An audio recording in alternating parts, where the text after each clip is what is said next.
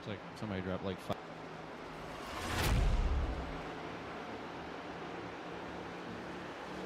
Welcome into tonight's Ryco Performance Monday night top split action from the Darlington Raceway down in Darlington, South Carolina. This is going to be fantastic. One of the best tracks on the NASCAR circuit. I feel like we've been blessed. The last couple of weeks have been absolutely fantastic with amazing racetracks. I'm Austin Edstrom, standing alongside Sheldon Atkins and Taylor Burris. That's a little bit different. Typically, I say Austin Darbyshire for the production booth, but Taylor Burris is going to be handling all the cameras here tonight. Happy to have Taylor alongside myself and Sheldon as we're going to bring you all the action from the racetrack that is too tough to tame. Sheldon, what do you think about the Darlington Raceway? Dude, this is absolutely the best track on the circuit, if you ask me. You got to drive it entirely different on both ends of the track. Turns 1 and 2, you just send it till you see Jesus. Then on the second half, you have to back it down like you're at New Hampshire and just kind of ride with it before you can wait for it to center. Wait for the car to roll to get off the corner. Absolute blast. I'd have to agree with you 100%. I just love that this track is completely different on both sides of the speedway. You got to drive it in 2 different ways. Like you said, you just send it around turns 1 and 2 and hope and pray you don't hit the fence. And then in 3 and 4, you're waiting on that nose to rotate. Saving tires, which is a big thing. Love how much tire you have to save here. It ends up leading to a ton of comers and goers.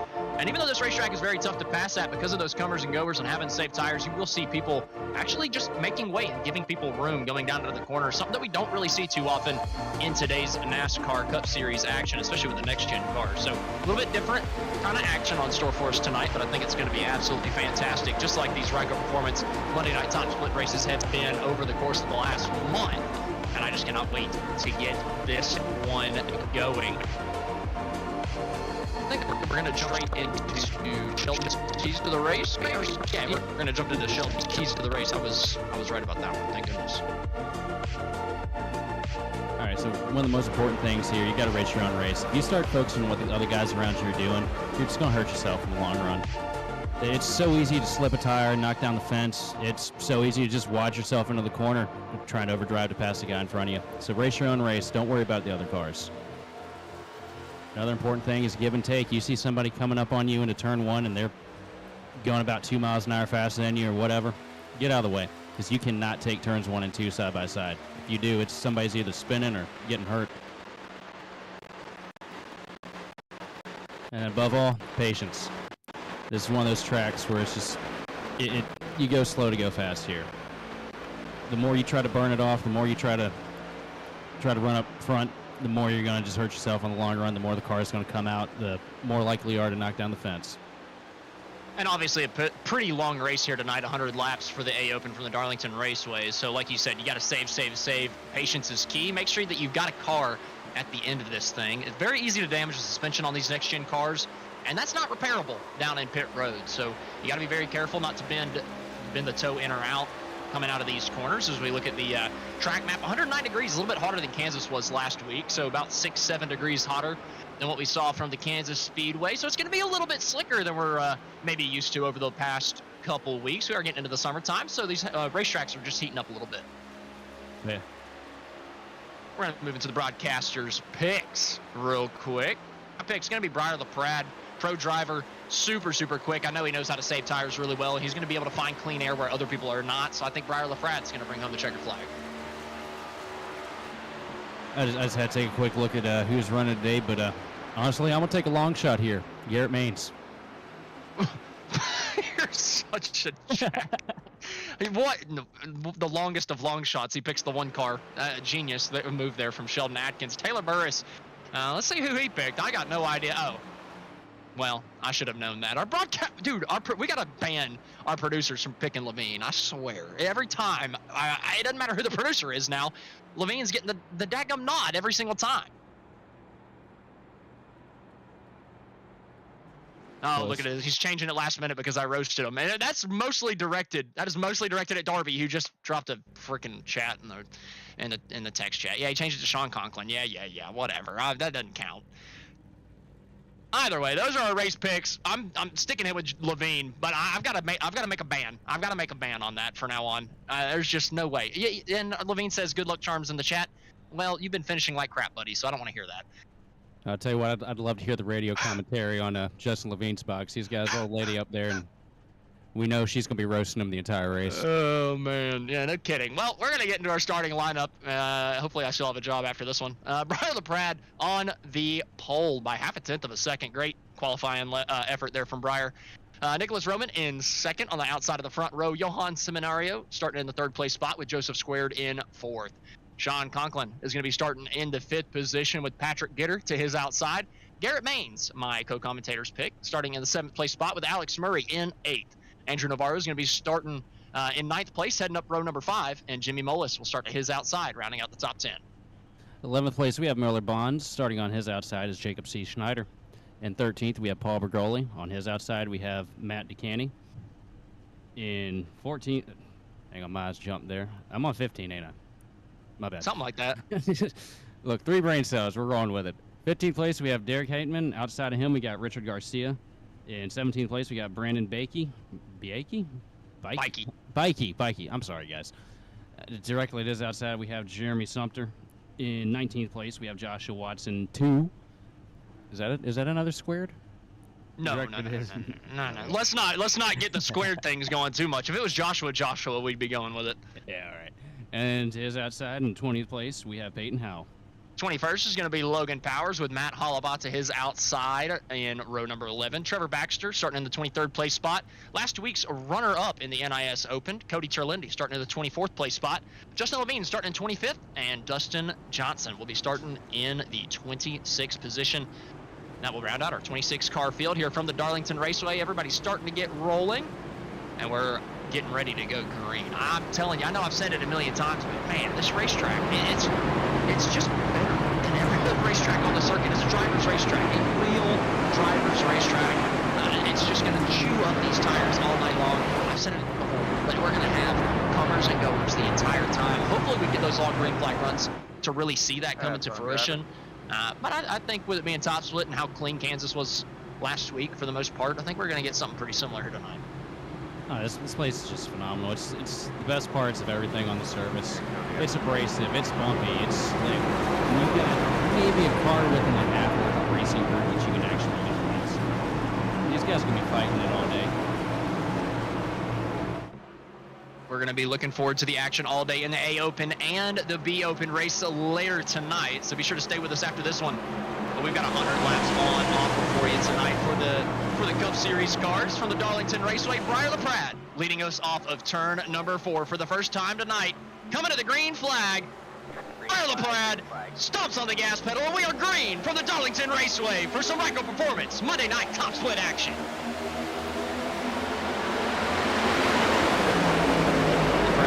Easily into turn 1 with the race lead over. Vroman was just able to clear him before we get down into the corner. And they're going to single file over the top two. They're side by side for the third place spot. Johan on the inside just makes way for Joseph Squared, who drives it in a little bit deeper on the outside and then cuts the nose off of Seminario on the bottom. Sean Conklin now wrapping the outside of the racetrack, able to take a spot away from Johan as well.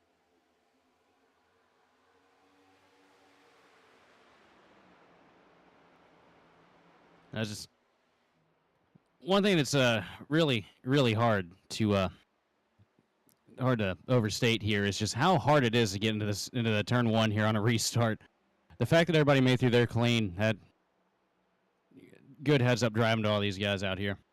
Yeah, good start. Everybody keeping it nice and clean. Working lap number 2. First couple laps nice and clean. A little bit of contact in the wall a little bit further back, right behind Garrett Maines. I believe that was Alex Murray who just tagged the wall coming out of turn number 4. There's just about side by side in front of Maines, though. Seminario trying to get to the inside of his teammate Patrick Gitter. Little stack up there. That's going to allow Garrett Maines to the outside of Seminario. Coming out of turn 2, really tight between those two. Coming out of the corner, Garrett Maines looks like he's going to be the victor out of that position battle. Seminario's dropping from the green flag.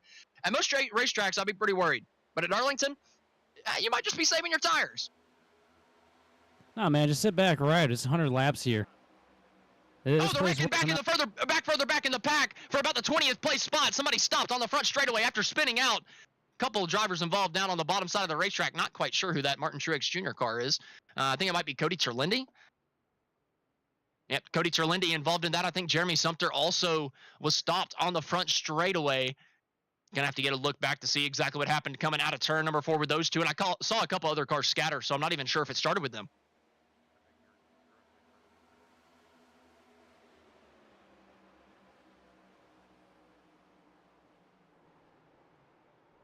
caught the action just a little bit late. We saw Jeremy Sumter was already backwards down the front straightaway, crossing the start-finish line over the nose of Terlindi.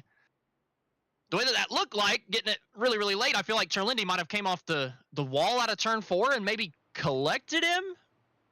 Gonna have to hopefully get another view back at that to actually see what happened out of turn number 4. But just off of that look, I'd bet it was either Terlindi coming off the turn 4 wall or Sumter not leaving him enough room coming out. But it just seemed like it was so far down the straightaway that it might be a little late. I don't know. Maybe it didn't happen coming straight off of turn number 4.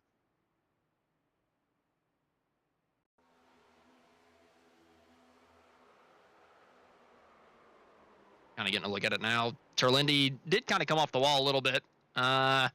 Wasn't super aggressive, but Sumter definitely left him a lane and a half coming out. Unfortunately, both those guys did get together coming out of the corner, and well, it looks like Sumter got the worst end of it.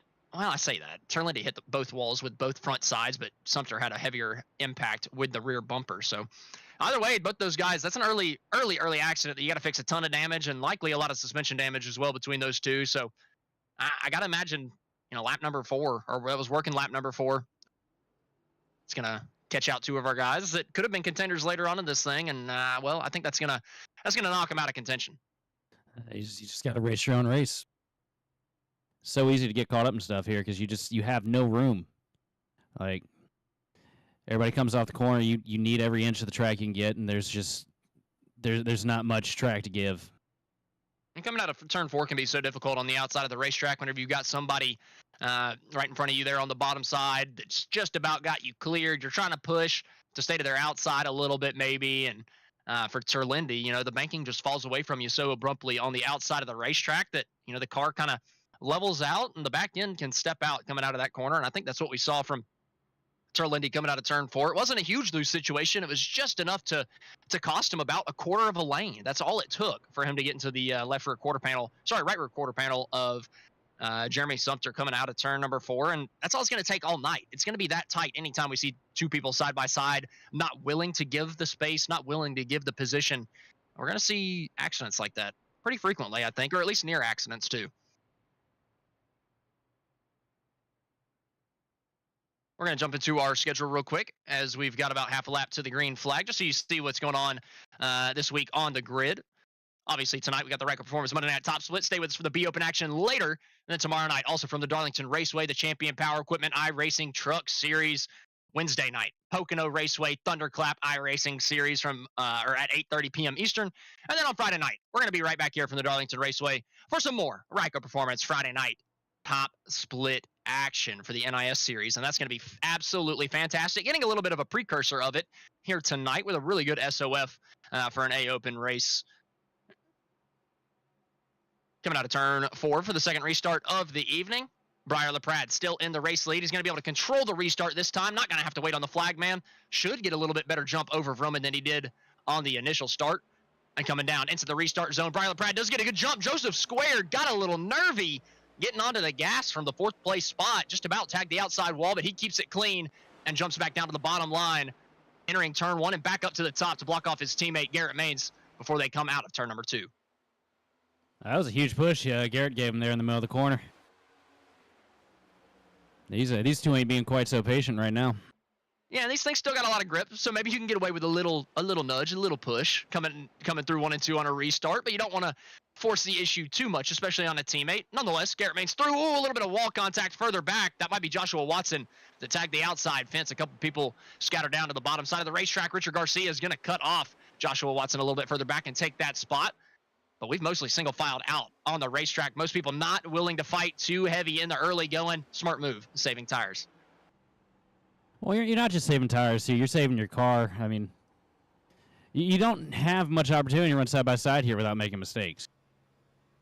We do have a side-by-side battle for about the 7th place position, though. Alex Murray to the outside of his teammate, Johan Seminario, entering turn number 1, not willing to give up the space on the outside. Alex Murray through into the 7th place position over his teammate. Now he's hunting down a couple of those Ryco cars in front of him. Looks like we got Jimmy Mullis here peeking on the inside of Seminario.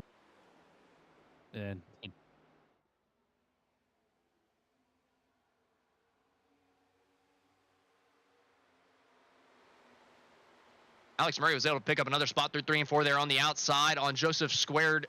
And whenever I saw him go to the outside, and you can tell that Murray's pushing it a little bit harder than a couple of these other guys, and maybe not willing to save just as hard. And you got to find the right balance, right? Like, you want to push a little bit, but you just can't push too much. And I don't know, right now with those 2 moves around the outside, it looks like Murray's not really saving too much too heavily at the beginning part of this run. And it's going to look really good at the beginning of the run.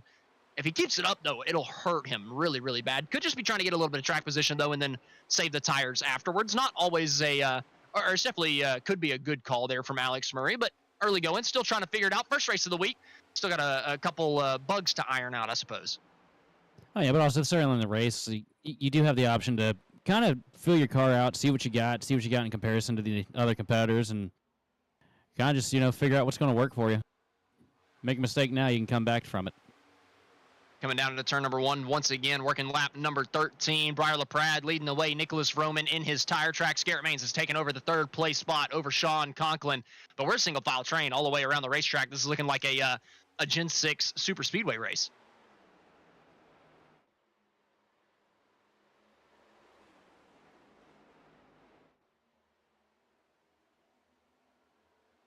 Yeah, they've filed it out for sure here. There's a struggling to figure out much to talk about right now, to be honest with you.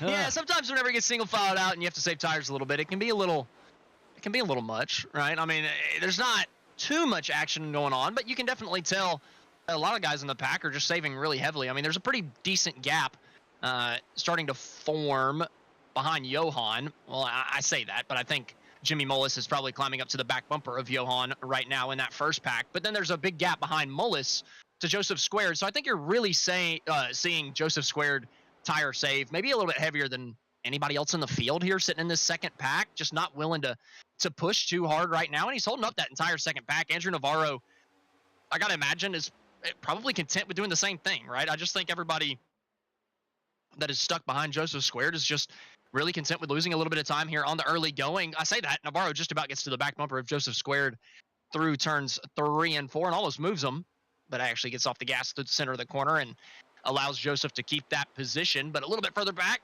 almost a battle between Miller Bonds and Derek Heitman. Heitman just decides to file back in line. Oh yeah, no, when you get around somebody going into turn 1 here, unless it's late, man, you kind of typically just want to back out of it. There's a good possibility that you're going to go low on somebody in that corner and somebody's going to smack the wall on the outside, and next thing you know, both y'all are in it.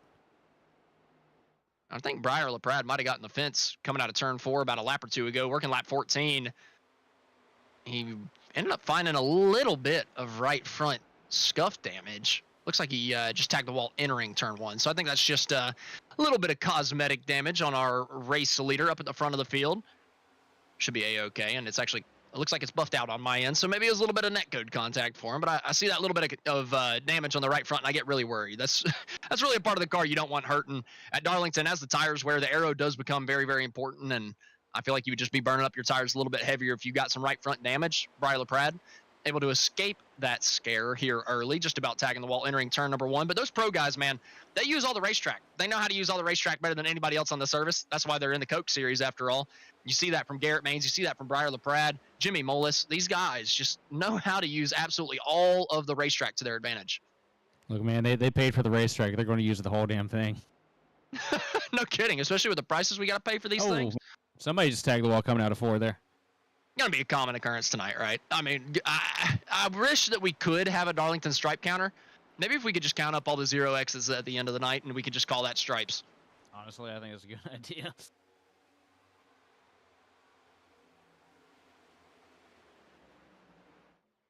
Roman's starting to look a little feisty in that P2 position. And look at him. He's looking to the outside of Briar LaPrade coming out of turn 4. Might have gotten just a little bit too high through the center of the corner. Had to get out of the gas. LaPrade able to fight it back down to the bottom side of the racetrack, exiting the corner. And hold on to the lead for now. But Roman definitely looks feisty in that second place spot. Maybe not content with riding as much as I had initially thought. I mean, there's one thing about Roman that we've learned the last 2 weeks. That man can really back it down and save some tire and sneak up on you real quick midway through the run. He just seems to be rotating the center of 3 and 4 really, really good. LaPrade has that late diamond exit, but Roman looks good throughout the entire corner.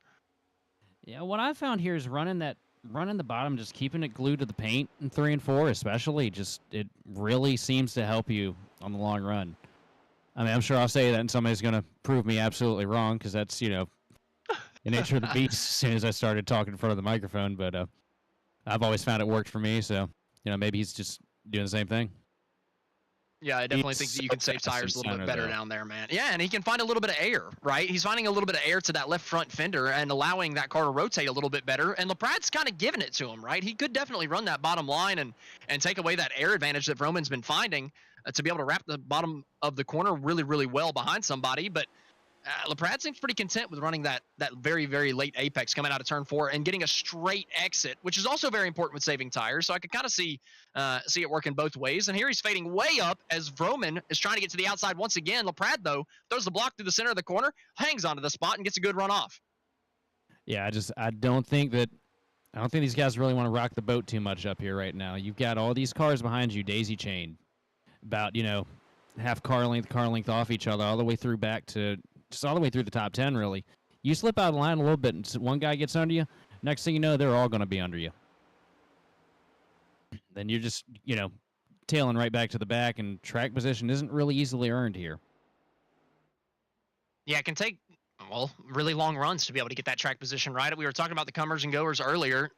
You need a long time to be able to make the tire saving work. If you save really hard, you need a lot of laps. You need that thing to run as green as long as possible to really show that advantage. And, it is 100 laps is a long time, but in terms of typical race distance, and you look at NIS here later this week, it's a relatively short race, right? 100 laps is honestly not that long, just one pit stop. And if you cut it right in the middle, then 50 laps on tires really isn't that daunting. I don't know. This is a sprint compared to, Friday night. And we're about a quarter of the way through it, too, so you're running out of time if you mess yourself up here. Oh, man, battling further back in the pack. Miller Bonds hanging onto a spot over Brandon Bikey through 1 and 2. Bikey starting to move through the field a little bit. Bonds had lost out in a battle with Derek Heitman. Heitman got around his outside in 3 and 4 the last time by. Now just trying to hang on from Bikey. Coming through turn number 4. Paul Bergoli right behind Bikey as well, trying to use his tires. A lot of these guys back here, though, the problem is you're running with all these guys back here and everybody's saving tires at the same rate. Do you really pick up a tire advantage over everybody? It don't look like it, honestly. I was expecting to see a lot more movement at this point in the run.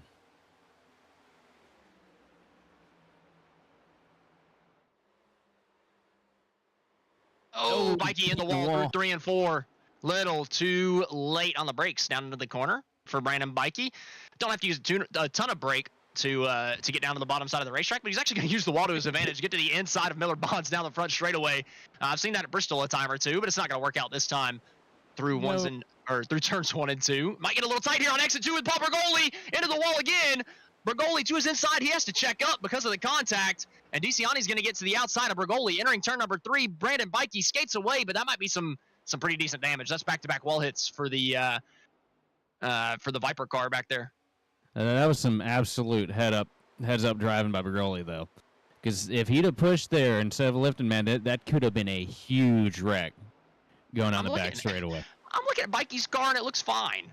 He clobbered the wall out of turn number 2, and it looks all right. I mean, there could be some suspension damage I don't know about, but, man, I would think that there would at least be a scuff on that thing.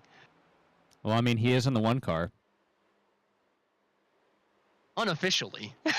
Unofficially, he is in the 1 car. The Hail Melon, it seems like it works here, apparently. Garrett Maines has gotten past Nicholas Vroman for the 2nd place spot. Maines moving up from 7th on the grid, so through 29 laps. Garrett Maines looks to be pretty punchy here early, beating on the back bumper of Briar LaPrade now as we come down the back straightaway. Looking at a replay as Garrett Maines got to the outside of his teammate. Our race leaders are side by side coming out of turn number 4 in live action. Briar LaPrade is going to give up the lead to Garrett Maines. Garrett Maines takes it coming down to turn number 1. First lead change of the night, working lap number 30. Good move from Garrett Maines coming off of turn number 4 to be able to get to Briar's outside, just like he got to the outside of his teammate just a couple laps before. This is the replay of just what happened, or what just happened with Garrett Maines getting to the outside. Briar LaPrade just could not get to the gas after Maines got to his right rear quarter panel, and Garrett Maines is going to go through to the race lead. If we get back to the live action, LaPrade is still on the back bumper, though. It's not like Garrett Maines has had a great lap since he passed LaPrade. Breyer still able to stay close. Sean Conklin making a move around his teammate Nicholas Roman for the third place spot, using the wall to bounce around him. Conklin up to the third place spot. I guess they forgot to put the glue on the wall here this week. Yeah, I swear whenever I hit it, I get stuck to it. Yeah, right. Like last week at Kansas, hit the wall, just barely graze the wall going into 3. Don't even feel like you're going to hit it. You're stuck on there for about half a lap. Come on, iRacing. Well, maybe it's the angle of impact that we're getting, especially through 1 and 2, man. I've seen people bank off that thing a million times and make a pass, so I'm honestly not too surprised to see it happening too much. But we are starting to see some movement through the field. A couple of guys making passes now that the tires have worn out on a couple of guys. Obviously our race leader from earlier on, Breyer LaPrade, hanging on to that P2 spot, but he's lost it to Garrett Maines, who's come up from the 7th place spot. Jimmy Mullis started in 10th.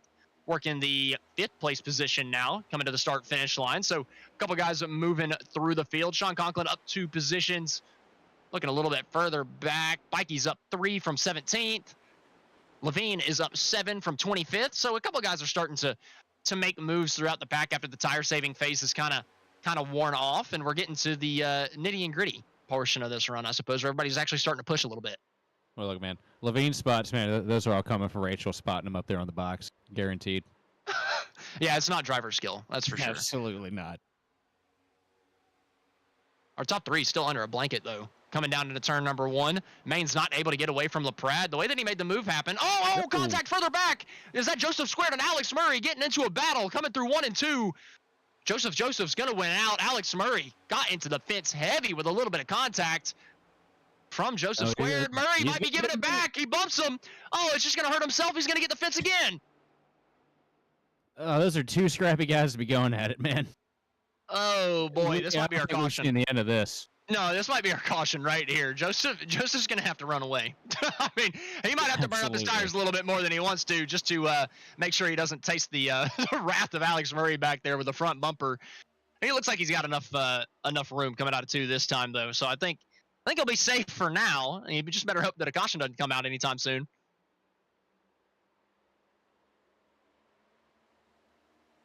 And I got to point out, Joseph's kind of the one I'm watching the most because I feel like he dropped an anchor intentionally at the beginning of this thing, right? He saved hard right from the get-go, dropped himself back into the second pack, leading that second pack, dragging them back over 2 seconds behind the race leader.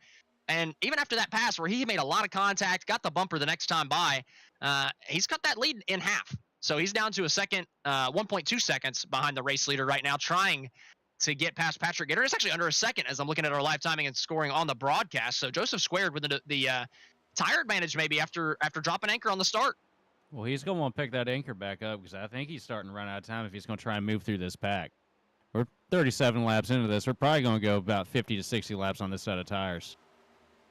Well, a big problem for Joseph is that's a Team Conti teammate. Well, I was about to say I thought he was going to run him a little bit harder since Murray had just had a run-in with Joseph, but Patrick Gitter does the sensible thing, just gets out of the way of the car that saved tires super, super heavy. The only problem is you save tires like that, you got to come back through all the guys that you passed, and you could burn them up just as much getting through everybody. Oh, yeah, these guys aren't going to give you much of. These guys in this split especially, man, they don't give you too many chances. Garrett Maines still out in the race lead. Sean Conklin has gotten by Breyer LaPrade for the second place spot. So we've got a Ryco 1-2 working turns 3 and 4. Vroman hanging on to that 4th place spot. Jimmy Mullis, though, is trying to look to his inside coming out of turn number 4. And the pack is split up pretty good after about the 10th, 11th place spot. Yeah, 10th place spot. First 10 guys all within 2 seconds. Then after that, we've got Jacob Schneider still about half a second off the back bumper of Andrew Navarro. In the 11th place spot, Derek Heitman, another 0.7 of a second back. And then we've got a little battle pack between Miller Bonds, Brandon Bikey, Justin Levine, Richard Garcia. All these guys battling pretty hard a little bit further back in the pack for, I believe, the 13th place spot. Yeah, right now what you're seeing with them separations right now, it's just, oh, we got a yellow. Somebody spinning off the banking of turn number 4 down to the inside. I bet it's Levine. It's not. It's not Levine this time. What a throwback. I can't quite tell. Trying to get a look. It was Peyton Howell. He is completely missing the front bumper. And that was a wreck for just about last place. So that's that's a little that's a little tough. Peyton Howell, honestly just he kind of drove into turn 3 way too hard. I don't know if we can get another replay of the very beginning of that one. But before we get down to the corner, but oh my goodness, he outbraked himself over the nose of Joshua Watson here. Watson gave him a good bit of room down there, and well, he just drifted up off the exit of the corner, and well, that is pretty much a wreck for dead last. To quote the ever so noble and wise Dale Jr., that looked like it hurt. I bet you it did. I know I quoted it Friday, but that TikTok dude that enacts the wrecks. We need to make sure everybody does that in iRacing. I need everybody slamming their head against the desk. I mean, I need concussions in iRacing right now. Let me go grab my helmet real quick. We're going to use this caution opportunity to take our first break of the evening, though. So be sure to stay with us. We've got 60 more laps of action coming at you on the other side of the break. I'll be here.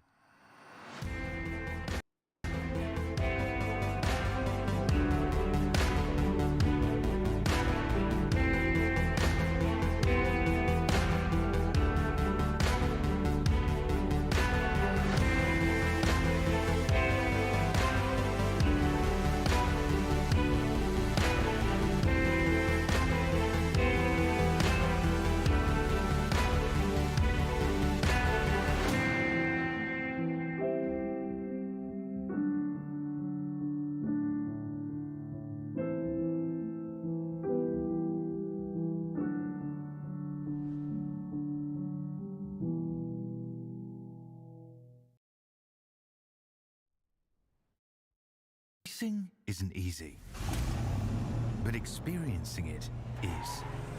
iRacing puts you in the driver's seat with the industry's leading sim racing game. Drive on laser scan replicas of the greatest racing circuits from around the world. Go head-to-head against other drivers chosen by skill-based matchmaking to ensure competitive racing at every level. Compete across all your favorite series. In officially licensed cars, engineered to deliver the most accurate driving experience possible.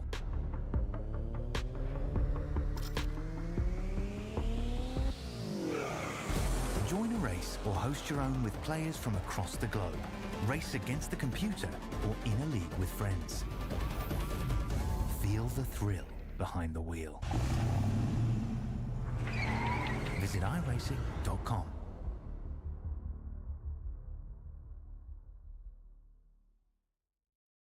Coming up to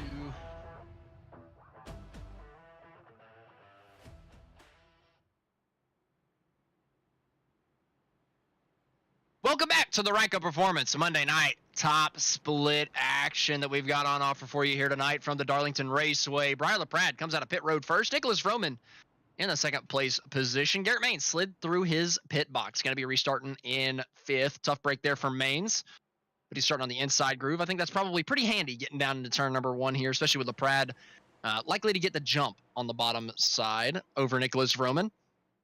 Coming out of turn number 4, working our 3rd restart of the evening. Brian LaPrade into the restart zone and to the gas once again, taking us back under the green flag.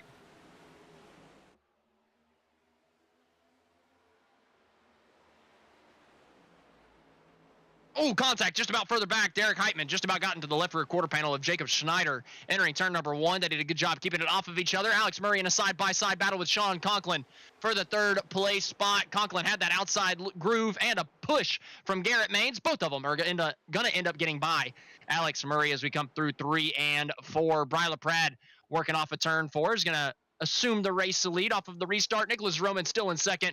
And then it's going to be Conklin, Maines, Murray, Mullis, and Seminario in the top 7. It looks like everybody's single filing out here pretty quick, too. Looks like we're getting back into some tire save.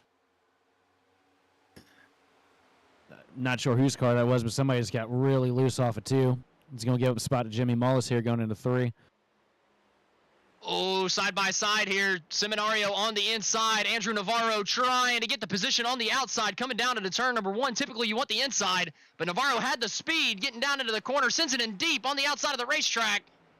And Navarro's going to be able to keep it. I said normally you want the inside. Really, that's if you got the momentum. That time, Navarro had the momentum on the outside of the racetrack. He was able to stick it out there, able to hang on to the spot, or at least take it from Johan there. And now Johan's got a teammate behind him, Patrick Gitter. We were talking about tire saving.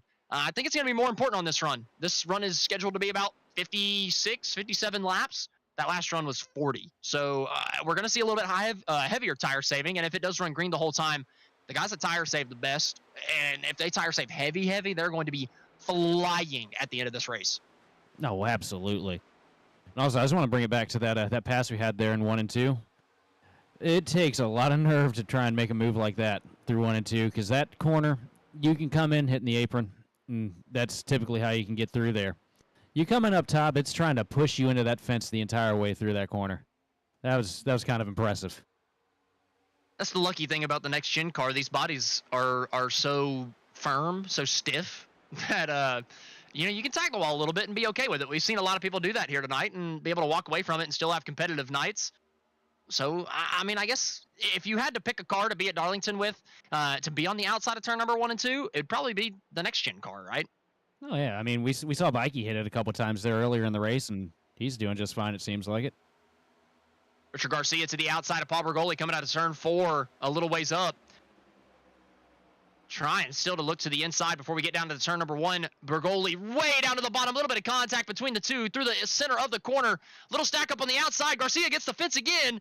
Bergoli gets a little loose on exit, but he gets a bump from Levine, who gets another bump from behind. So it's going to keep the momentum going for all these guys. And Bergoli sends it in deep down to the bottom side of the racetrack, still underneath Garcia, trying to take this spot away, but he's not going to be able to do it. Garcia is burning him up on the outside, trying to hang on to the spot. I almost shouted Craven got him there for a second.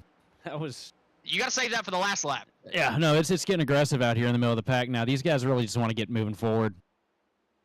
Starting to get late in the race, just now reached halfway. These guys are trying to dig and claw for track position. You're absolutely right, but you can't be side by side this long. Not at this racetrack. There's no way. Finally, they get it single filed out with Bergoli diving it down into turn number 3, but that's going to hurt both those guys' tires, man. That's 2 laps that they spent side by side racing each other hard and in the early going of the tires. Typically, it's the beginning of the tire life. You really want to save him. Bergoli just about hits the back bumper. Brandon Bikey, and they're side by side once again behind him. Garcia now this time to the inside of Bergoli. Bergoli pitches him off exit. A little bit of contact. Richard Garcia is going to come off worse and lose a handful of spots down the back straightaway. Oh, man, that's exactly what I was talking about earlier. You just get knocked out of that line, and it feels like the entire field just goes by you, just like that. Like this place, you get out of groove just a little bit. It feels like getting pushed out at Talladega. Now we got it. Well, it was a side-by-side battle for 15. Levine ends up winning out over Logan Powers for that one. Bergoli is able to stay straight after that issue in turn 1 and 2 the last time by. Bikey just in front of him, trying not to run over Derek Heitman. Really, it's just the don't try to run over the guy in front of you simulator. Or try not to run over the guy in front of you simulator at Darlington. I mean, you're really just, you're trying to do that and save the tires as heavily as possible, at least for the first 20, 30 laps of the run, and then it's go time. Now I want to get ADD for a second here. With it being throwback weekend and everything, as we pull the car, can we get back to Levine, please? We got Artie Kempner in the production truck. Nah, he's doing good. But I just have to throw it out anytime. It's more of a Fox dig than anything. Oh, yeah, well, you haven't made any of those yet, so. Yeah, it had to come out at some point.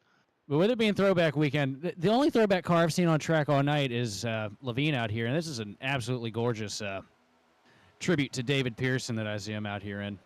Yeah, it's great, and those are the words I had for it. Back to you, Wes. I think you need to read a couple more nonfiction books. Apparently.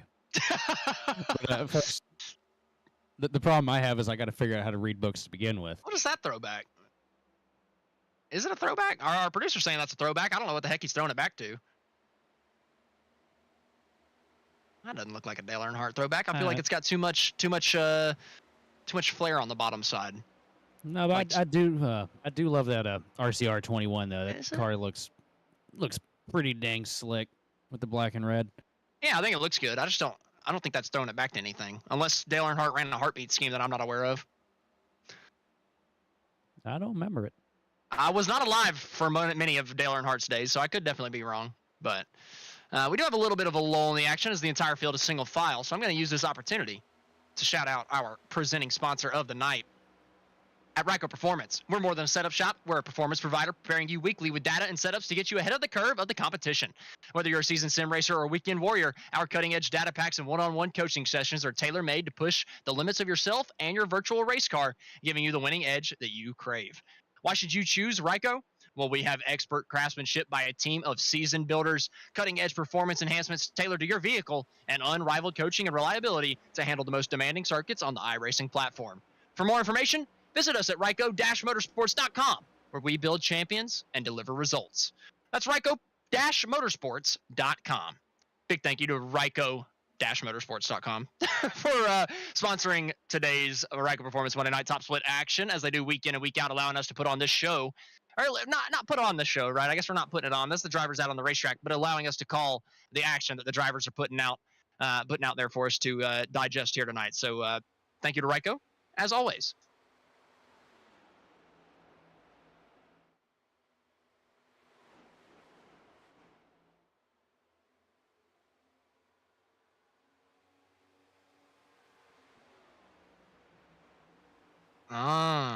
Sorry, I'm getting information from my producer. That is a Dale Earnhardt throwback in a way. It's got the heartbeat of America, which they have on the Dale Earnhardt jackets. I don't think they ever ran the scheme, but they put it on the scheme to throw it back to Dale Earnhardt. I like that. That's a little different than most people. There's enough Dale Earnhardt paint schemes on the service anyway, right? So making it a little bit different, I like that. I like that from Gitter. Yeah, I'm not gonna lie. If I saw the black, red, and silver, just the standard, 3-car, man, it'd be kind of a disappointing throwback because everybody runs that every week just about. It's a neat looking car. He had that paint scheme he had last week was gnarly looking. Now the question I have to ask last right week he now, got taken out by a teammate. yeah, we don't like to talk about that. Question I have to ask right now though is LaPrade saving right now, or is he burning a little too much? I'm kind of worried about all the front four because they've pulled away a lot quicker from the rest of the pack than they did the last time. There were a couple guys hanging with them under the last run. Here, Molis is just off that pack, but the front four has kind of pulled away from everybody else, and that definitely worries me with this being a little bit longer of a run. Nah, they're running good. They're running good right now, but I'm worried about 25 laps time. Look, I had to throw it back to DW there. Yeah, I knew that was a reference, but we gotta get those 2003 references in there as much as we can. Hey, that's fair. Considering that finish did just get dethroned last night. Yeah, I think we should just be throwing it back to last night. They crash. What a call. Anyway. Well, last night we let the liquor talk. Something. I don't know. That was your birthday night, wasn't it? No, that was like last Tuesday. Yeah. And my social security number is. Sorry, I just figured out I would hand out all the rest of the information on stream. But can we have the birthday too and the CVC on your card? DM me. Talk to me after the race. Garrett Maines to the inside of his teammate though, Nicholas Roman. Something on the racetrack we can talk about instead of my social security number. Thank goodness, Garrett Maines up to the second place position, taking it away. And we saw that about 20 laps into the first run, Garrett Maines really started his charge to the front. I think we're seeing about the same thing here right now. Looking to the back bumper of Brian LaPrade through 1 and 2. Yeah, he's just been riding around shotgun on these guys, letting them burn their stuff up, and then he just comes and does what Garrett does best. Yeah, he's coming.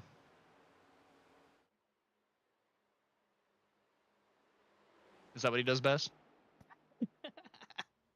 Coming off of turn number 4, Garrett Maines trying to get to the back bumper of Brian LaPrade, but not really going to happen through the exit of turn number 4. Still got to bide his time, though, right? 37 laps to go still. That's a long time on these tires. And like I mentioned, I feel like these front 4, front 5, they've been burning them up, man. We saw Joseph Squared really drop anchor on that first run and then be faster than everybody, and we hadn't even gotten to the end of that run yet. So this one being a little bit longer, I'm looking at Andrew Navarro, Alex Murray, Patrick Gitter, Seminario, Joseph Squared, who again dropped anchor, Jacob Snyder, who's back in the 11th place spot. All of those guys are within range of, if this thing runs green, they could run down our race leaders if they've saved hard enough. So I'm really looking at that battle from 6 on back to 11th to really see, like I said, if it runs green, one of those guys might actually end up winning the race. Well, I mean, at the same time, though, there is such thing as saving too much. And it is possible sometimes you can, back it down and try to run slower laps to try and save your tires. And instead of burning off the right front like, the car typically does, and balancing neutral, you can burn off that right rear and not do anything to the right front. You're just sliding on ice for the rest of the race. I mean, we got those guys we have up in the top 5 right now. Those are some of the normal names you see up there. Oh, Bikey in the fence again. Miller Bonds trying to get by the inside. Still sideways a little bit for Bikey coming out of the corner, but he's going to hang on. Oh, no, he's not. Miller Bonds able to get to the inside, entering turn number 3. Sends it in down to the bottom side of the racetrack, all the way down the apron, back up into the banking. I don't think that's the best way around here, at least on iRacing. In real life, you can make that work pretty well, but I think that's just a little bit too low. Bonds not able to do anything with it coming out of the corner. It's actually going to put him under pressure from behind, entering turn number 1, but he's going to hang on to the spot. I wonder how many stripes Bikey's earned at this point. I mean, it's got to be half of them in the race, right? I mean, dude, it seems like every time we cut to him, he's tagging the wall. I mean, not sliding him by saying that or anything. It's exciting.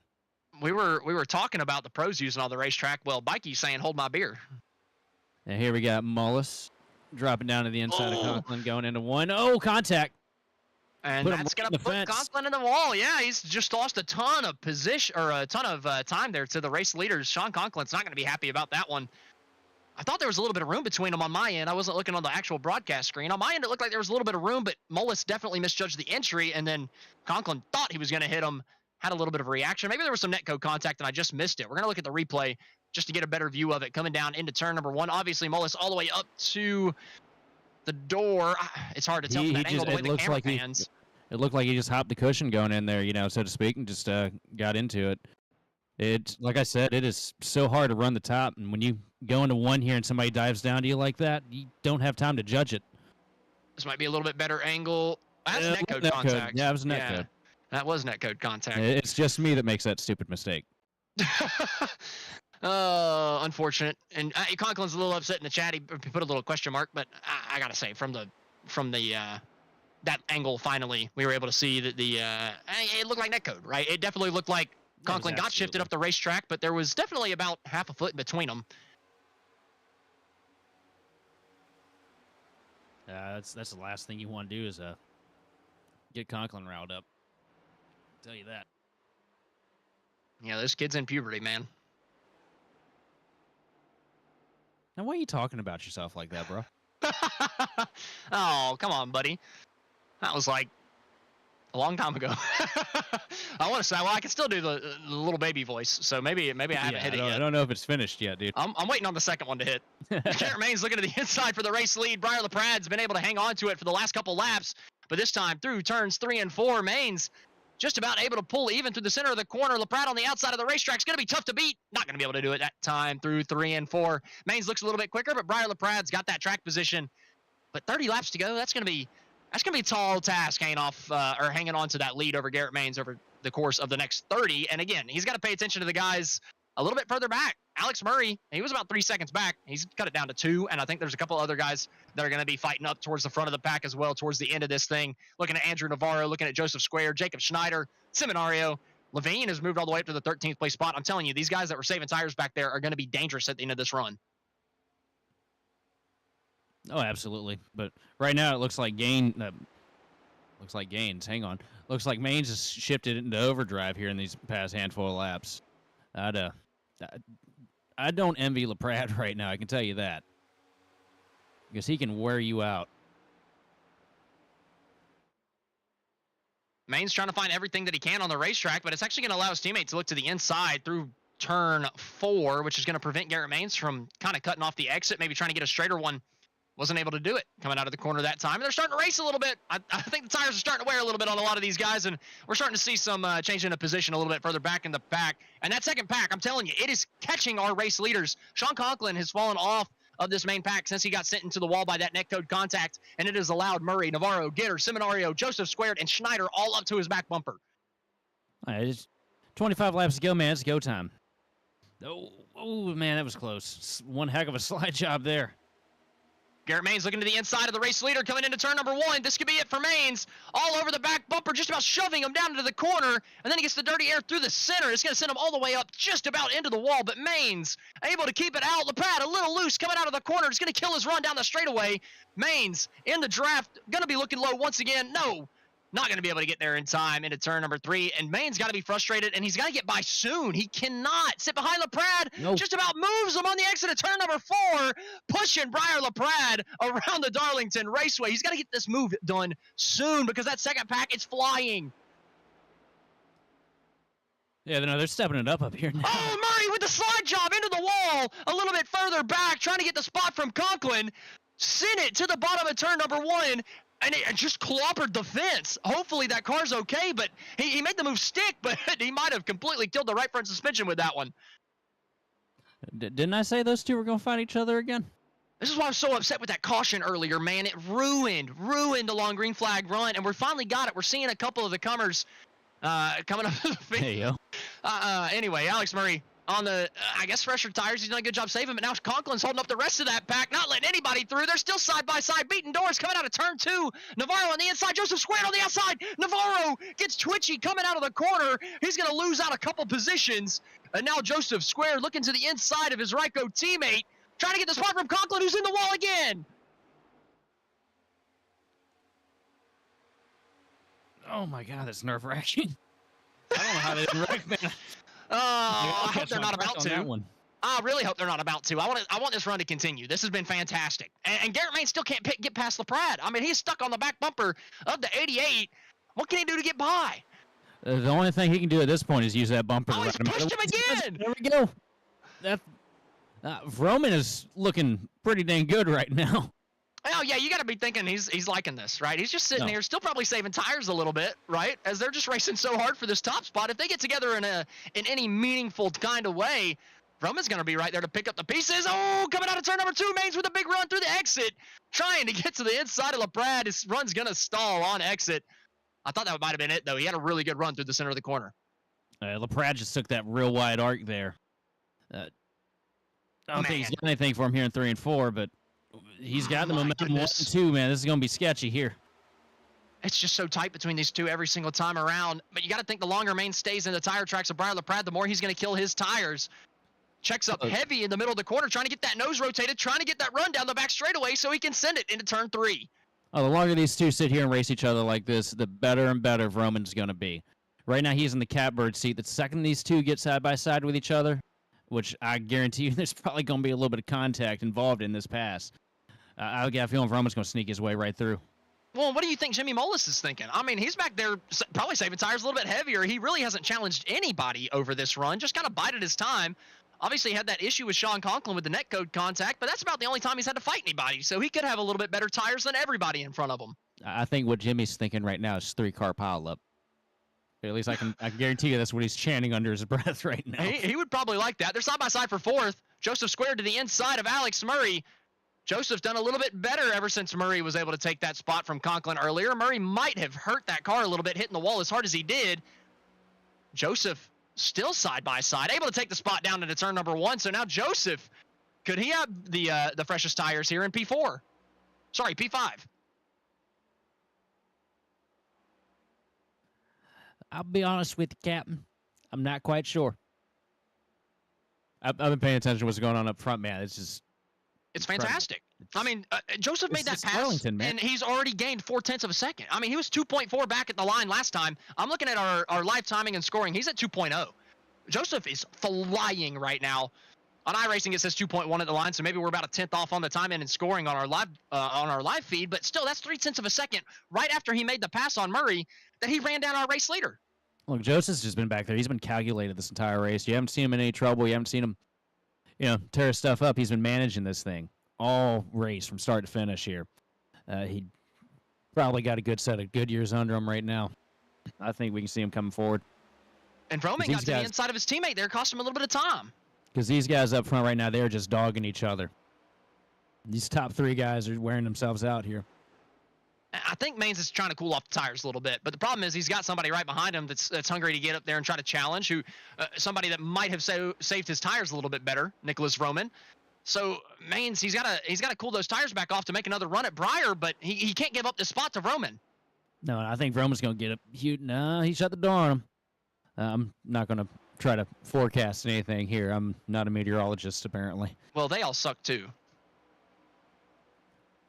When's the last time you've seen a meteorologist be right? You know what? Good point. It's supposed to be a dry night tonight. Guess what? I got a thunderstorm out the window. I'm sitting here sweating harder than these guys are. My goodness. Oh, I think somebody's come off of pit road a little bit further back. That was Terlindi that just came off of pit road, having to make a unscheduled pit stop. Oh, still hanging. it's way low there. Got loose coming out of 4. And LaPrade has started to pull away from Garrett Maines. I think that Maines just pushed too hard trying to get by, and the tires might be gone off that number 12. I wonder if LaPrade was saving that whole time and just Maines getting out of the way for his teammate. Oh, that's a late block! Late block on Jimmy Mullis. Mullis is going to get sent up into the fence off of that one. They couldn't get it slowed down before the corner. That might be a little bit of a... go well. Yeah, that might be an issue between these two coming down to the turn number 1. Mullis all over the back bumper. So are they teammates or not? No. No. Okay, I was wondering because I haven't seen a sheet yet. Yeah, I wouldn't be doing that. Not with Mullis. See what Roman can do now. Joseph's run has kind of stalled a little bit. He's still picking up time, but not as much as he had been. So to your point, did LaPrade save tires while he was under that battle and still able to hang on to the race lead? I think what might have been going on there was I think LaPrade was saving tires, like I said, and I think it was holding up this pack. Everybody's bunched up together in dirty air. And now that LaPrade's kind of pulled away, it's kind of cleaned up the air a little bit. These guys aren't, so cornered on each other that everybody's kind of running a little bit better pace, and, Joseph Squared isn't quite able to get to him right now. Yeah, the battle for third is tightening up so much that Joseph Squared has been able to drive right up to the back bumper of these two, to the inside of Jimmy Mullis through 3 and 4. Mullis on the outside, might get to the outside of Maines by exit. He does. He's going to get to the outside of Maines. He has the run down the front straightaway. Jimmy Mullis, this should be a pass for P3. Oh, we got somebody angry on in the driver's chat right now, by the way. Are you surprised? No, man. About halfway through, this goes from, the most give and take race to absolute tempers and short track. Every time. And it's because we got a big battle for the 10th place spot. We got a couple guys under a blanket with a lap car thrown into the mix. Justin Levine to the inside of Derek Heitman, throws it in deep into turn number 3, able to take that 10th place spot away, and then gives a bunch of dirty air to Derek Heitman, cuts it back down to the bottom, and now they're side by side for 11th. Heitman, Navarro down into turn number 1 with Levine completing that pass. Can they get through 1 and 2? A-okay with the old worn out tires. 11 laps to go this time by Navarro. Loose through turns 1 and 2. Heitman not willing to give up the position on the outside. Navarro loose again, coming out of the corner. Big twitch out of Andrew Navarro. He's able to save it. Paul Bergoli checks up for him, lets him hold on to that thing, and we're still green. 10 laps to go, too, here. I don't know how Navarro didn't wreck it there because he's been all run. Oh, Mikey, God. That was close. Oh, man. You love your references more than I do. Holy cow. Yeah, I do. I've only been watching this stuff since '99, so I'm full of them. It's a shame we don't get loose wheels on here. I'd have a blast with that. Oh, man. Yeah, you'd be singing nonstop, wouldn't you? Oh, absolutely.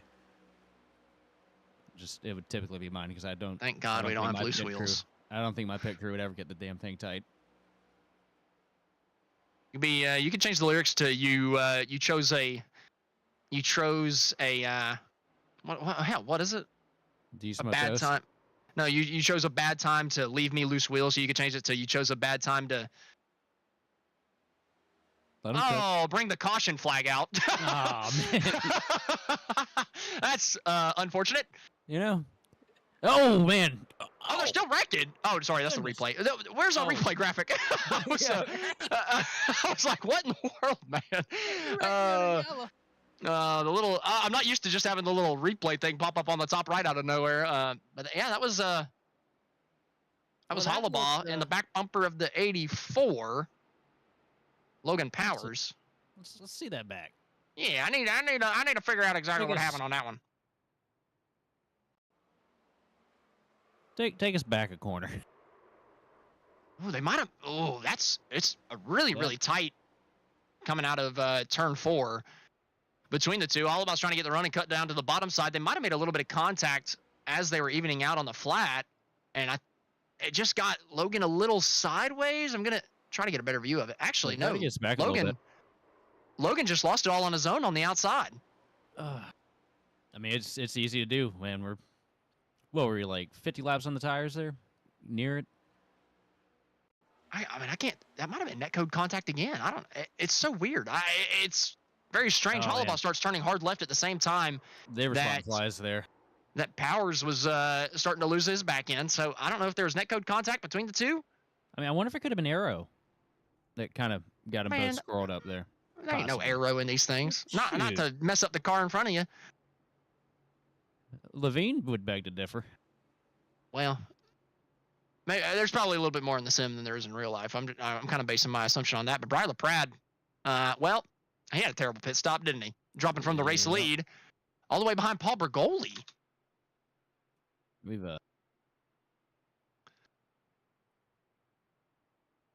Oh, he didn't even have a bad pit stop. He took 4 tires and everybody else took 2.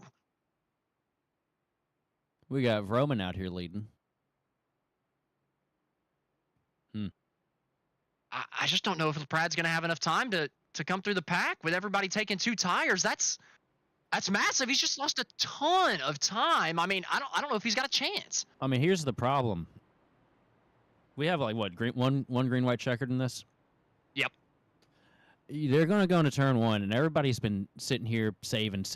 Nobody's been really charging. Like, we've had some aggressive moments, but we haven't had 2 wide with less than 10 laps to go going into turn 1 at this track. Didn't you say you weren't going to be a urologist? You're pretty opinionated here. I'm getting very opinionated because I've been on this service for about 6 years. I can. It's a big split race. I can tell you exactly what's going to happen when they go into turn 1 here. I know a thing or two because I've seen a thing or two. And to be fair, you're probably right. I mean, they're going to be flying down into turn 1. The only guy that's going to be safe is going to be Roman because he's going to get a jump on the restart. Look, green white checkers here initiate the helicopter sound for me. So The helmet goes on. I hear Fortunate's son in the background right now. Visor comes down. We know it's about to get hairy. It's going to be white knuckle, I can tell you that. You know what else is hairy? No, don't finish that. Styles. Actually, no, send it. That's not what I was expecting. Yeah, I had to tone it down for the broadcast. Oh no, I was thinking what was it? Stephen Harry's sponsor for all these years. Dude, I don't remember what his sponsor is. How the heck do you remember that? Because he's had the same car since like 2017. I mean, you're right about that, but I don't just read the sponsors on people's cars all the time. Oh, Stephen Harry driving the Big Johnson's car. Oh. Well, What are the guys doing these days? I think you should drive a beaver car and let them bump draft you at Talladega. Bucky's, right? Yeah, that would work. Drive a Bucky's car. That would be awesome. It's the first time I pronounced that right. You pronounce Bucky's wrong? Why did we hire you? We will talk after. You're going to have a hard time with these names this year. Oh, dude, I already am. What do you think? Either I was way. saying? What do you think I was saying? SVG all week. Friday. I don't blame you on that one. Coming to the restart, though, Nicholas Roman on the 2 tires. All these guys up at the front took 2. 4 laps to go on the restart. Who's it going to be? And are we going to get that yellow? And can Brian LaPrade do anything on those 4 tires? In the 5th lane on the outside, Nicholas Roman to the gas first. Murray with a little wiggle on the restart just about takes out Joseph squared. But Joseph is going to get through in 2nd. That could be huge for Joseph. He did a great job saving those left side tires on the last run. And now he's the first one to fight. Murray with contact with Schneider through the middle of the corner. Schneider back to his inside. And he's going to stuff him right back in the fence on the back straightaway. They're locking fenders going into 3. We are 3 wide. Oh, this is going to be a wreck. It's going to be huge. Navarro gets by on the outside. Jacob Schneider still on the inside fighting hard. Brian LaPrade is stuck behind all of these guys that are fighting hard for that 7th place position. Oh, somebody gets squirrely. Sean Conklin with a huge save down the front straightaway. I told you, man. I told you this is going to get dicey here. Breyer going to the inside here on the 22. Doesn't quite get it done. He thought better about it. He could have really put himself in a bad spot there going down the back straightaway. And here comes Mullis. 2 to go. Coming to 2 to go. Mullis trying to get past LaPrade. LaPrade still trying to come through all the guys on 2 tires. Well, he's got 4. He gets a little loose coming out of the corner. That's going to kill his run. Mullis all over the back bumper of Alex Murray. Now the 2 pros are going to go side by side down into turn 1. It's so tight. Oh, he just got him. They're singling out here. I wonder what's going on up front right now. Roman's just kind of pulling away. He's There's just Roman. edging that gap out a little bit over Joseph Squared. Joseph, he was in the fence a little bit too high through 3 and 4. Going to completely kill his momentum. Garrett Maines is going to get to his inside for that second place spot. Coming to the white flag.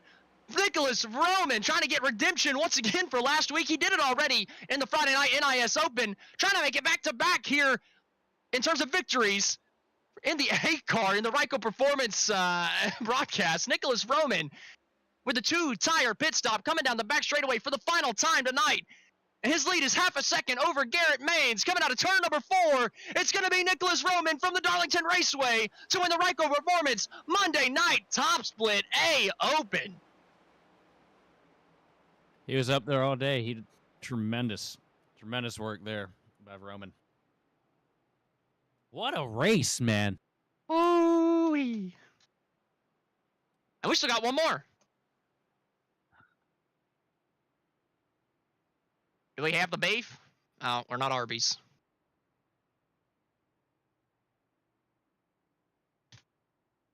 And got Harry on that restart, though, that's for sure. No beef. Oh, I guess there's a man. vegan menu. Joseph Squared has just destroyed his car coming through turns 4 on the cooldown lap. And Nicholas Roman is doing burnouts at the start-finish line to celebrate his victory tonight. You know, I mentioned it in the call on Friday night whenever he was coming to the checkered flag that he had his redemption on that one. But he said he barely even remembered the A Open because he had, you know, you put those in the past. In the post-race interview, that's what he said. And, well, I think he's definitely forgot about it at this point, bringing home the W in back-to-back Ryco Performance broadcast. Big congratulations, Nicholas Roman. We're going to take our final commercial break right before the interviews of the top 3. Be sure to stick with us for those. And then, obviously, we got the B Open race coming up in about 20 minutes.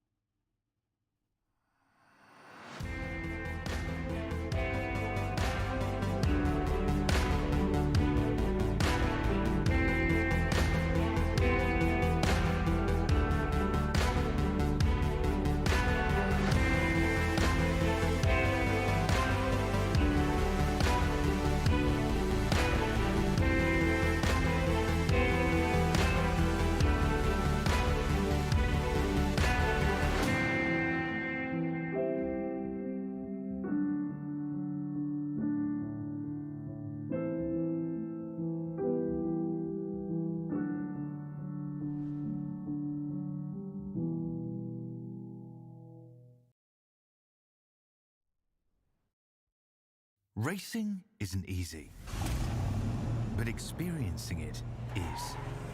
iRacing puts you in the driver's seat with the industry's leading sim racing game. Drive on laser scan replicas of the greatest racing circuits from around the world. Go head-to-head against other drivers chosen by skill-based matchmaking to ensure competitive racing at every level.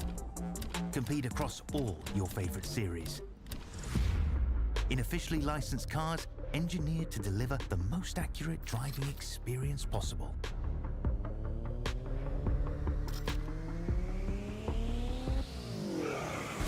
Join a race or host your own with players from across the globe. Race against the computer or in a league with friends. Feel the thrill behind the wheel. Visit iRacing.com.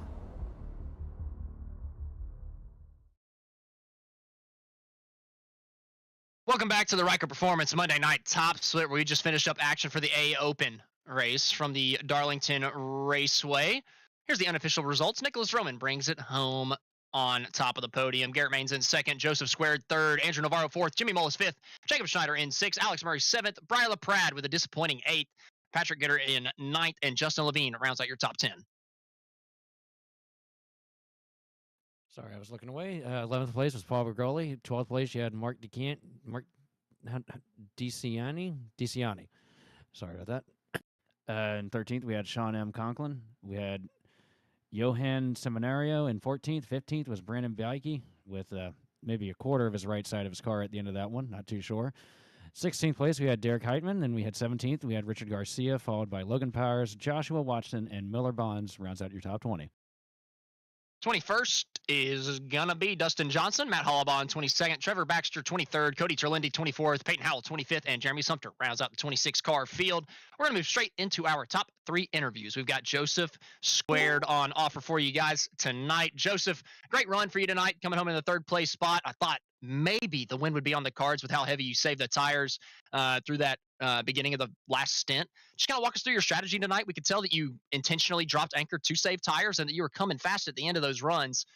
Did you need that thing to go green at the end? No, I was cooked.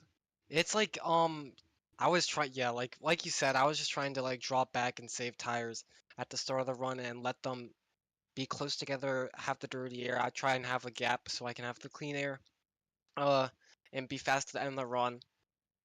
I kind of cooked it a little bit in the dirty air when I was coming through, so I was kind of evened out. I was like slightly better if I could get the clean air. I might have passed Jimmy and maybe got up to them, but I don't think I was going to be able to pass, so I was kind of happy we got the caution. Well, was there anything different you could have done on the restart? Obviously, you got a good jump cycling into the 2nd place spot. Typically, we see 2nd place drop to 3rd or 4th on these restarts with how good the inside line gets a jump. But Murray got a bad start from 3rd place, and you were able to clear into 2nd. Did you have your eyes on the prize there? Did you think you could maybe get up to the back bumper of Roman? No, I don't really think so. The cars are like so similar at the end. I mean, we're on the exact same setup, and we're like basically the same skill level, and the clean air is just that good. It's only like slight difference. If I was on his bumper to start with, I could like upset his car aero-wise, get him loose, and maybe cut under him. But like when I was like already like 2/10 back, it was just like full dirty air. You can't really suck up at that point. Well, Joseph, nonetheless, still big congratulations on the 3rd place finish. You had a good run all night. We could tell you had a really good long run strategy working for you. Who do you have to thank at the end of this one? Shout out to Roman on the win. Yeah, he put a lot of work on the setup, so it's honestly deserved. He put in like hundreds of laps. And thanks to Ken, he always works hard putting the setups on. I think he literally tested 12 hours today to build the setup, work on it, final changes. So his hard work always pays off. Thank you to Ryco Performance for the fast setup as always. And shout out you guys for the broadcast. You know, I always like going back and watching it. We appreciate you, Joseph. Thank you for that. And congratulations again on 3rd. And congratulations to your team, Ryco, for the 1-2-3 finish here tonight. Thank you. All right, that was Joseph Squared bringing home the 3rd place finishing position for Ryco Performance. Next up, we're going to throw it over to Sheldon Atkins. He's going to be interviewing Garrett Maines. Hey, Garrett, you ran one heck of a race tonight, man. You were my pick. I saw you at the beginning of the runs and everything, running about 3rd, saving tires and working your way through at the end of the run. That battle with LaPrade, it looked like it wore you down. Is that what happened? Yeah, I just basically everything that I was able to do on that first run, I was able to pull the move for the first time. You know, they hadn't seen it before. I was able to catch them off guard and get the lead. I knew the second time was going to be a lot harder to do it because they were already, you know, pretty fast. It's not like I was going to get, you know, I wasn't just going to be able to work them over from behind. I mean, the amount of dirty air that we had, you basically had to, like, you know, find clean air and find the faster groove first. And he seemed to find that very quickly. As soon as I got there, he knew exactly where to go. So, you know, I tried to do a few things, but I mean, I couldn't even get to him if I wanted to. I was just a little too tight on entry by that point. I'd kind of driven the tires off, and, you know, I let Roman go back at it because when I got to him, he pretty much let me go without a fight. So I was like, you know, just to, you know, kind of pay that back. I wanted to kind of save and back off, see what I could do for the end of the race, and maybe come back and finish 3rd. But there on that final restart, I mean, I should have been able to start 2nd, maybe have another shot at it, but I missed my box both times and lost a total of 7 spots tonight. So I kind of threw that away. Sorry to, you know, not get it done and choke it away when you pick me, but I think we kind of gave it away. Honestly, it's more likely that I hit you with the announcer jinx tonight. But tremendous race, man. Good recovery there too at the end to be able to walk out with a P2, especially in this split. Y'all were dicey up there all night. Anybody you want to shout out? Yeah, absolutely. Huge shout out to all the guys at Ryco and Roman, Jacob, Ken, and everybody else that puts in all the work on these cars. Like, I've been out of town all weekend, and my first lap was literally qualifying, and, you know, props to them being able to get out there and drive the car. I mean, it made it look like I'd actually, you know, been doing it, so it's nice to have a good car under you and be able to show up to these races and feel confident that you have a chance to win. And definitely big thank you to them for that. And also shout out to MCU Body, Linux, FGR XL, and the Left Court Brothers for all their support as well. All right, man. Well, hey, tremendous drive tonight. You have a good night, all right? Thank you, you too. All right, that was our second place finisher, Garrett Maines. Next up, we're going to talk to the race winner. It's going to be Nicholas Roman, bringing home the checkered flag in back-to-back Ryco Performance broadcasts. Nick, I mean, did you think you were going to be walking home with the checkered flag with about 10 laps to go? No. I didn't have anything for Briar there. Honestly, I'm going to start by saying, dude, that sucks that caution came out. I don't want to, be like, oh, it's awesome it came out when if it was awesome, it'd be the opposite. So I feel for Briar, man. That 100% blows. But no, I don't think I would have got to him. Maybe 2/10 out, but I don't think I could have did anything with the dirty hair. Well, nonetheless, you're still the one bringing home the checkered flag, so still a big night for you. You had the right strategy call at the end with a lot of guys taking 2 tires behind you. Kind of looked like the Cup Series race from last night, about 8 guys taking 2 tires, and, well, unfortunately for Briar, he got stuck way back in the pack on the 4. So, I mean, nonetheless, you had a good drive. You ran, what, top 3, top 4 the entire night. So just speak to, the work that you put in this week. Joseph said that you had put in hundreds and hundreds of laps fixing up this setup. So just speak on that. And, did that help you out tonight, all that practice time that you put in? 100%. I don't know how many laps I put in, but it was a lot. Working with Ken this week, trying to get the car right. And, I think we hit on it finally. I think we got to make a few more tweaks. But, yeah, man, it helped a lot during the race. I feel like this was my best race ever. Even though if it would have stayed green, I wouldn't have won. I still felt like the pace I had, racing with, Briar and, Garrett Maines and Jimmy Mullis, like just, battling with those guys. It's a pretty big confidence booster, man, when you're racing guys like that. So overall, man, like I said, I think, this was probably my best race ever. And I'm not just saying it because I won. Like I said, I would have finished second. I'd be saying that too. But yeah, man, just all the practice definitely helps. Well, I think that's a fair assessment given that those are pro guys, and this is a very big driver's racetrack. So big congrats to you for keeping up there with them the entire night, proving you belong, and then, ended up in victory lane. Who do you have to thank at the end of this one for us? I'm going to thank Ken for the bet. You don't qualify in these, and he kind of, said, hey, you need to qualify because, I don't know, everybody else in the team was lacking a little bit there. So he said if I qualify and win, I don't have to qualify ever again, so I'm never going to qualify again. So, Ken, you can eat it. I don't care if I said I didn't accept it, but I accepted it now. So he can eat it. Shout out to everybody in Ryco, man. Everybody put in work this week. Ken especially, he put in a lot more work than I did. That guy is nonstop working. Shout out to everybody on track, man. Again, all those guys up front racing hard. It was a lot of fun. And shout out to you guys in the booth, man. It's always fun to go back and watch these races and listen to what craziness you guys got to say from a different perspective than what we're racing in. Yeah, well, y'all put on a good show for us tonight for the booth, so we had a lot to call. So big congratulations to you for the victory, and thank you for the kind words at the end of it as well. Looking forward to seeing what you can do on Friday night. Thank you, man. Appreciate it. That was our race winner, Nicholas Roman, bringing home back-to-back W's here.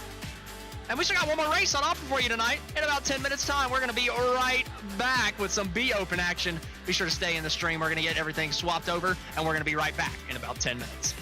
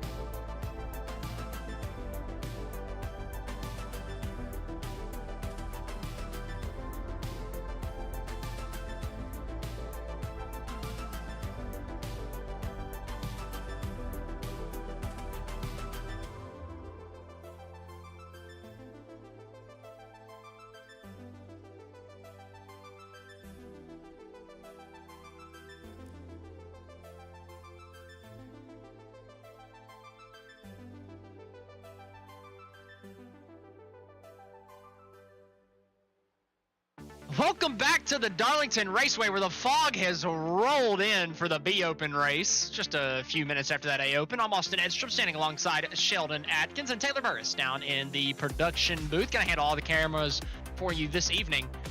Well, that A Open was so good. I'm excited for this B Open, man. If we get the same long green flag runs, we're gonna see a heck of a race. A little bit less dirty air, so maybe a little bit easier to pass. Oh, absolutely.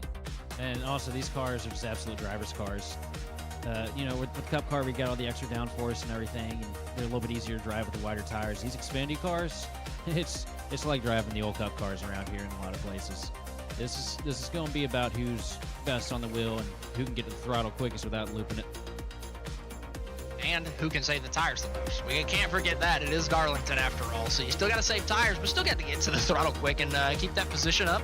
We're going to jump right to our race picks, I do believe, right quick. Give you guys an idea of who we're picking, who you need to watch out for. My pick is the guy that won last week, James Holzer. He had a heck of a long run car, and well, I think long runs is what we're going to get here tonight. So I'm expecting Holzer and Warman probably to be the two guys fighting it out for the front. I think Holzer might be able to eke the win out. My pick, I'm going to pick for Jimmy Norman here. Race with Guy, a good deal back in the day, and I've watched him pull off some impressive stuff in these V cars. Don't know how he's running these days, but if he can get up there, I can promise you he's going to be a problem. And Taylor picked Quentin Warman, and like I said, it's going to be between Warman and Holzer in my mind. I really do think so. Those guys have just been putting on a show in the B Open races all year long. They've been tit for tat, super even between those two. So I think we're going to see something pretty similar here tonight from Darlington in the Xfinity cars. It's going to be a good one. Can't wait to get started, man. I know I say that every time, but man, it's just, I get so excited for these races. They're so great. I love them so much. But we're going to jump into our keys to the race. Sheldon, take it over. Oh, man, I didn't even think about it. Honestly, it's going to be the same thing, really, with the Cup race. You just want to run your own race here. Try to stay out of trouble as best as you possibly can. Don't worry about the cars in front of you. Worry about what you're doing. Between that, you want to... I'm having a brain fart here. I'm sorry, guys. Oh, we're having a little bit of issue with that. And unfortunately, your brain power only goes back about an hour and a half, right? So I think we're just out of that range. It's an hour and a half, 10 minutes. I was trying to be a little generous there.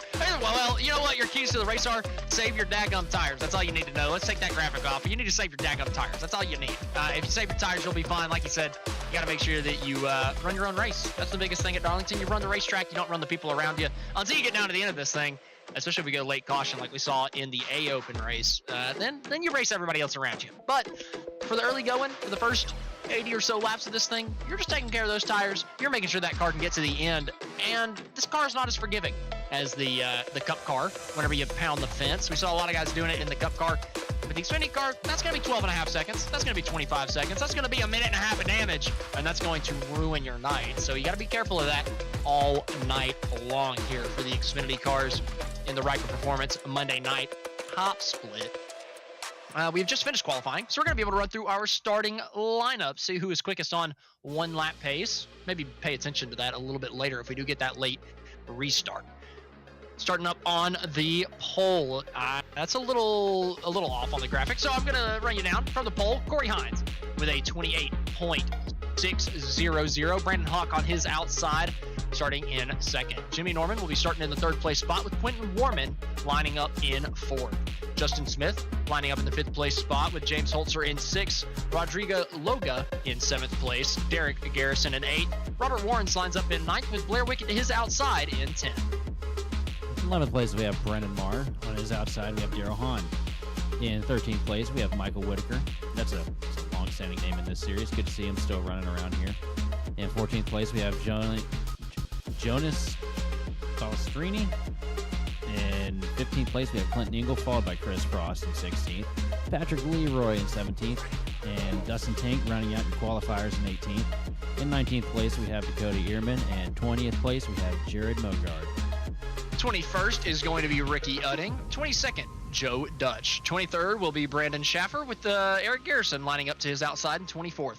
Cody Kinsey lines up in 25th place position, with Carlos Brandon in 26th. Caleb Montez in 27th, and Casey Pierce is going to round out your 28-car field for the B Open race from the Darlington Raceway. Maybe can we pull up our weather map? I really wanted to figure out exactly how hot it is out here with all the fog rolling in. I gotta think that it might be a little bit cooler than that A Open. What I'm seeing right now is we got 7 degrees Fahrenheit. Oh, the track is 81. 81-degree track temp. It's just cloudy out here, man. It's gonna be gripped up.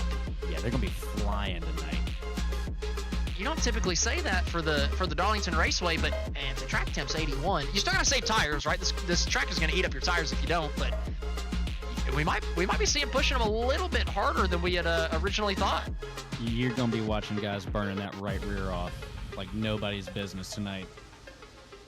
And I think Brandon Hawk has burned his internet off. Was supposed to line up in the second place position, but he's been gone for the last 20 seconds. So I'm thinking Quentin Warman and that entire outside line is going to be able to move up a row on the initial start. And it looks like that's going to be the case. As Nat Miller would say, starting from the pits with a hashtag to the front. So. Yep, Brandon Hawk, connection dropped. Oh, man, that's terrible. I mean, it's supposed to line up in second. That's heartbreaking, and it's right at the start, so I got to think he's going to lose a couple laps. I don't think he's going to be able to get back in here before the field comes around. Nonetheless, without Brandon Hawk, the field is going to come out of turn number 4, and we're going to be green here in just a couple moments for the B Open race of the Ryco Performance top split under the fog from the Darlington Raceway into the restart zone. Corey Hines to the gas with Quentin Warman to his outside, and they're going to be even. It's a dead heat down into turn number 1. Oh, somebody pulls off way off the racetrack, way down to the bottom, just letting everybody go, not willing to be a part of the mess into turn 1. A couple guys down on the apron. Oh, big slide there in third place from Jimmy Norman. And Corey Hines looks like he got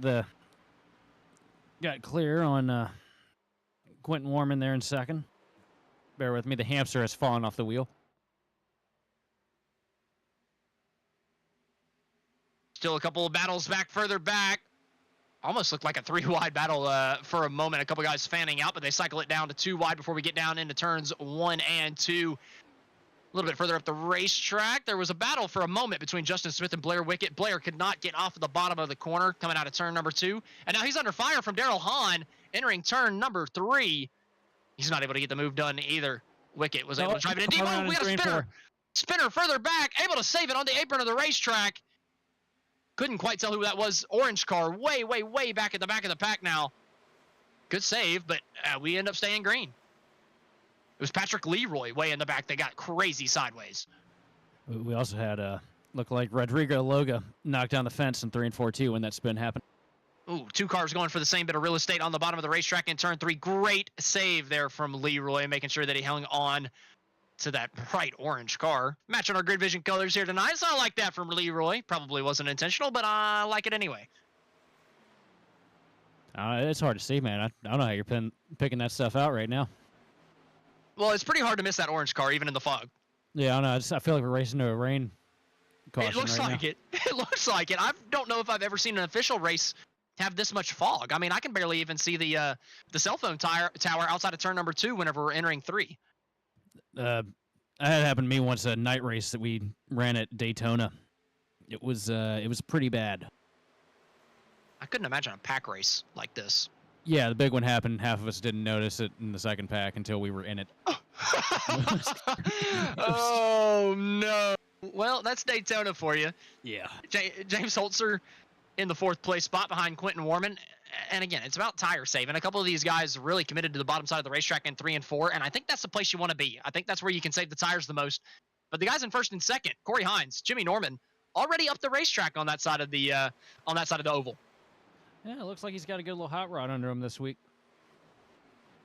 I mean, I did call it, but you know how my calls typically go, Austin. Does he have a hot rod, or is he driving too hard? I don't. Oh, well, the caution flag's out, so it ain't gonna matter right now. Yeah, well, I don't think they're going to take tires just yet. No. So you got, we will. I think 3 sets this week. Whew, that's a lot. Yeah, you got 3 sets behind the pits, 4 total. Was it Leroy again? It was. He was right behind Carlos Brand, got into his left rear, coming down into the corner, and well, that looks pretty similar. I feel like I've seen a car have another car sideways on his nose before here in 1 and 2 at Darlington. I think I've seen that once or twice myself.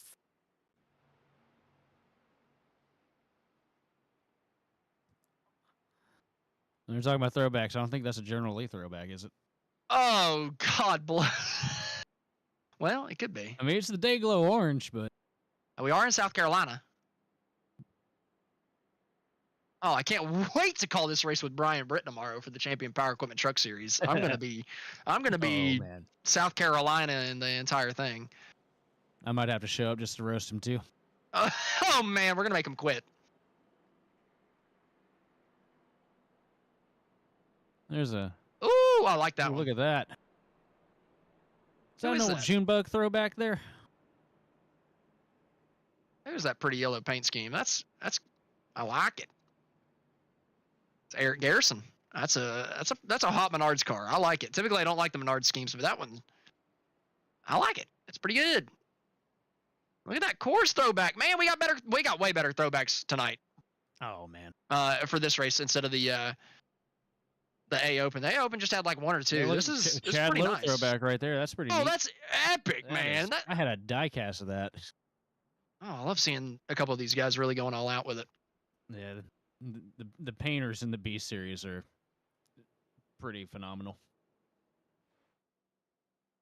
And you got these guys with their new paints that they just didn't get the memo. I didn't realize we were flashing back to the 1900s. Yeah. I think I want to throw it back to the Revolutionary War. We need to come up with a paint scheme for that. All right, so we're just gonna Act like there were cars back then. transparent background and just a canoe or something. That would be great. Just paint George Washington all up and down the side of it. We're crossing the Delaware today, boys. Uh. That would be a great paint scheme. I'm gonna have to get in touch with somebody, see if I can get a canoe. If you're crossing the Delaware to get to Darlington, I think you're lost, bud. I was trying to find Watkins Glen. That I still don't- probably is not that close. That's No, upstate New that's- York. It would have made a whole lot more sense if I would have said Dover. But you know what? That's from your Alabama showing. Look, I definitely have a little bit of stupid in me. That's for sure. I hear banjos. I have a banjo in my room. I don't know how to play it, but I've got one. I bet So you might. do. Dude, would you like to hear the banjo? Go for it. Go grab it. Put it in the pool. Absolutely not. We ain't doing that. Nah, dude. I don't want to blare If you're or blow not- people's eardrums out. Dude, if you don't yodel at least one time in here tonight, Oh, tonight. I don't know. I'm not going. I'm not gonna go Aaron Ramsey on you. come on. I might go Gordon Ramsay on you. What?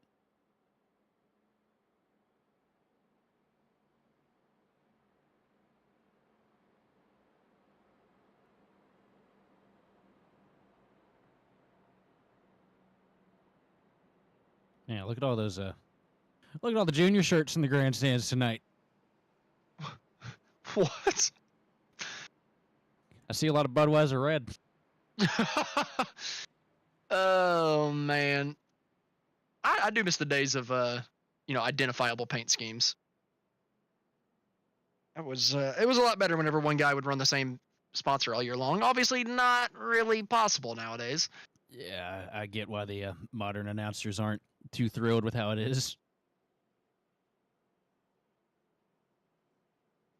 Ooh. Our producer is talking about for Throwback Week here. Dale Jr. posted a couple days ago about the 2003 car getting scanned. So we're gonna get the legitimate Gen 4 car in a couple weeks. That's gonna be absolutely fantastic. I cannot wait to get the actual body put onto that thing and see what that Gen 4 car can do. Never see me again. Yeah, no kidding. Coming out of turn number 4 though for the first restart of the night. Going to be taking a lap number 11. Corey Hines, Jimmy Norman on the front row. Hines easily to the gas first, and they're going to be side by side for second before we get down into turn number 1. Quentin Warman even with Jimmy Norman getting down into the corner. Norman with that better outside groove. What can he do with it? Can he wrap it around the outside of Warman, or will Warman get the better run coming out of turn number 2? They're single file all the way back behind him, and There's a Warman's going to get a bump down the back straightaway.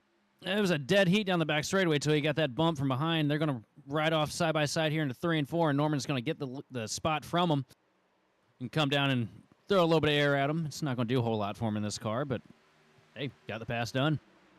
Oh, they're wrecking down the front straightaway. The 19 gets turned down into the inside wall, does a 360, slams it with the driver's side door, but the field gets by. He's way off the racetrack, and we're going to stay green.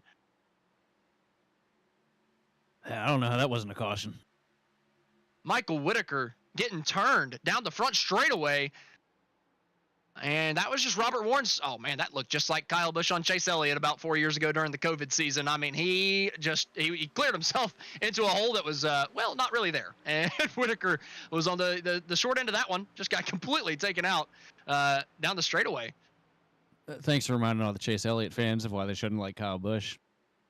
Hey, man, I've got that T-shirt. I need to get Kyle to sign it. That would be awesome. Dude, he would too in a heartbeat. Oh, I'm What? I was on a replay on my end, and I saw the exact same wreck back to back. So my apologies on that. That's the second broadcast in the last week that I've completely reacted to a replay on my own screen. So apologies to everybody in the chat. But they're still brilliant and green. The 13 just gave the 12 one heck of a shot going into 3 and 4 there the last lap. My goodness. We're getting aggressive pretty early here, ain't we? It is a little early for all the bumping and banging, isn't it? Jimmy Norman's looking to the outside of the race leader through 3 and 4. Wasn't able to actually get there, but he's really, really tempting. Or I don't know, man. He's challenging himself with that outside line early. It's going to wear out the tires. He's carried a lot of speed through the center of the corner, and I'm just worried about the right front there for the 5. I mean, you got two dogs up here battling for it right now, though. Hines and Norman, these two. There's some pretty solid drivers. They got some good equipment under them, too. I don't know. Quentin Warman's under pressure. Justin Smith all over the back bumper for the 3rd place spot. Looked to the outside through 3 and 4. Was not able to get the move done. Now just cycles back behind the back bumper of Warman. Working through 1 and 2. Smith looking pretty good through the corner, but he's got that dirty air to contend with. I mentioned in the pre-race that it's a little bit easier to pass here, but the dirty air is still a thing. It still hurts. Kyle Smith a little bit heavier on the brakes down into turn number 3, able to get all the way to the back bumper of Quentin Warman and then duck out that left front fender on exit. Can he get the run coming out of the corner? Doesn't really have much overspeed on Quentin Warman. He's not going to be able to get there before we get to turn 1. Yeah, he's just riding around right now. Not much he can do until that guy in front of him makes a mistake, starts slowing down a little bit. Field spreading out a whole lot faster than it did in the A Open. Pretty typical of the B car. A little bit more fun to drive. Oh, Kyle Smith gets to the outside of Quentin Warman through 3 and 4 for the 3rd place spot. And he's going to have the speed down the front straightaway. He's going to take that position away. You're talking about him just riding. I think Quentin Warman is just riding. Warman, Holzer. Yeah. I'm telling you, those guys, they're the top of the top for the B Open Series. They are up front week in and week out. Those are the guys you got to beat whenever you come and run a top split B Open. You know it every single week whenever you come here for the Ryco Performance Monday Night Top Split. And I know it looks weird with me saying that, with them dropping positions or holding steady in 4th and 5th. But I'm telling you, if this thing runs green and we actually get the long green flag run, they're going to be the fastest guys at the end of the stint. No, absolutely. I mean, you got to look at who they got, the names they got in them cars, too, though. You got Ryco, you got Conti. Neither one of those guys, neither one of them pick slouches to run their equipment. They've definitely solidified themselves as the top 2 teams, I'd say, in the Open Series. I mean, it doesn't really matter whether it's A Open or B Open. I don't really watch any C Opens or race in any C Opens, so I can't say for sure on that, but I imagine it's probably pretty similar for the trucks.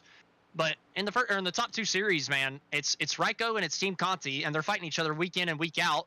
Ryco got the better of them in the first race tonight with sweeping the top 3 finishing positions. Who's it going to be in the B Open? Can Justice Smith do something from the 3rd place spot now for Conti? Can Holzer do something, or will it be Quentin Warman, who is, I believe, won the most top split races so far, at least for the Monday night SOF races, I should say. Oh yeah, but also let me correct myself here too, so it doesn't sound like I'm just shouting out to him. I mean, these 2 guys up running 1 and 2. You got Reaper, you got ESC. Those are some powerhouses too. Reaper just about made me quit running this stuff years ago, so. because they were just god fast for the longest time. And it is nice to see 4 different or 4 different race teams up in the top 4 right now. At the beginning, Corey Hines leading the way for Reaper, Jimmy Norman in second for Elliott Sadler, Justin Smith in third for Team Conti, and Quentin Warman in fourth for Ryco. But again, you got to pay attention to the long run speed. Wait another 15 laps and see who's fastest on the racetrack. I just think it's going to be Warman or Holzer, right? I know that Hines and Norman are leading the way right now, but just time and time again, those two prove that they can save tires better than just about anybody that runs the Xfinity cars. I'm telling you, another 15 laps, maybe not even that long, we're going to start seeing Holzer and Warman working their way up to the front of the pack. Well, I'll tell you what, it seems like Smith has turned it on here these last couple laps, because we're watching that little gap between him and Norman start to slowly eke its way down, and as I say that, he starts pulling again. So I'm batting 1,000, man. A batting 1,000 for being wrong. That's pretty impressive. Exactly. It's great. I need your betting slip every week so that I can bet the exact opposite. Yeah, honestly. See, where are we going to this week, Darlington? Picking Kyle Busch. Well, I would have never picked him here anyway in an RCR car. So yeah, that's. And there you go. It's gonna be really funny whenever he wins this week. I'm trying to do the reverse jinx. I want to see Childress get another win. I like it. Maybe you're. Man, I'm gonna have to put some money on Kyle Busch just in hope and pray. Isn't this where the hold my watch thing came from? What track was that? Oh, it might have. Nah, I think that wasn't it Richmond. I don't know. I might be wrong about that. Either way, we got a battle between Derek Garrison and Blair Wickett for the 6th place spot. Wickett's trying to run him down and make the moves on him, but he's still contending with that dirty air up at the top side of the racetrack, trying to cut down a little bit earlier off of turn number 2 and get the run coming out of the corner. Not quite able to close to the back bumper of Garrison just yet. It looks like he's going to get one heck of a run down here in 3 and 4, though. He got way better entry through center there. I think he's going to at least close the gap here. He ain't going to be able to get nothing right now, but with these cars, you got to be real methodical setting yourself up. Oh, and Blair's in the wall. Oh, there it goes. Like I was saying, with these cars, you got to be real methodical setting yourself up. You can't just, like with the Cup car, where you can just throw a huge run with all the downforce you have and actually make it stick. With these cars, you got to just chip and chip and chip until you get there. And sometimes, as we just saw there, sometimes that patience you need to do that, you push the line and you run out of it pretty quick. As the racing action is kind of tapered off, as we're starting to get to the end of the row. Well, as soon as I say that, we got a driver in the wall back here in front of Jared Mogard. I believe that was Marr who found the outside fence. Brennan Marr. They're able to keep it straight, and all those guys still single file for position currently. So we're going to use this opportunity to shout out our presenting sponsor, Ryco Performance. At Ryco Performance, we're more than a setup shop. We're a performance provider, preparing you weekly with data and setups to get you ahead of the curve of the competition. Whether you're a seasoned sim racer or a weekend warrior, our cutting-edge data packs and one-on-one coaching sessions are tailor-made to push the limits of yourself and your virtual race car, giving you the winning edge that you crave.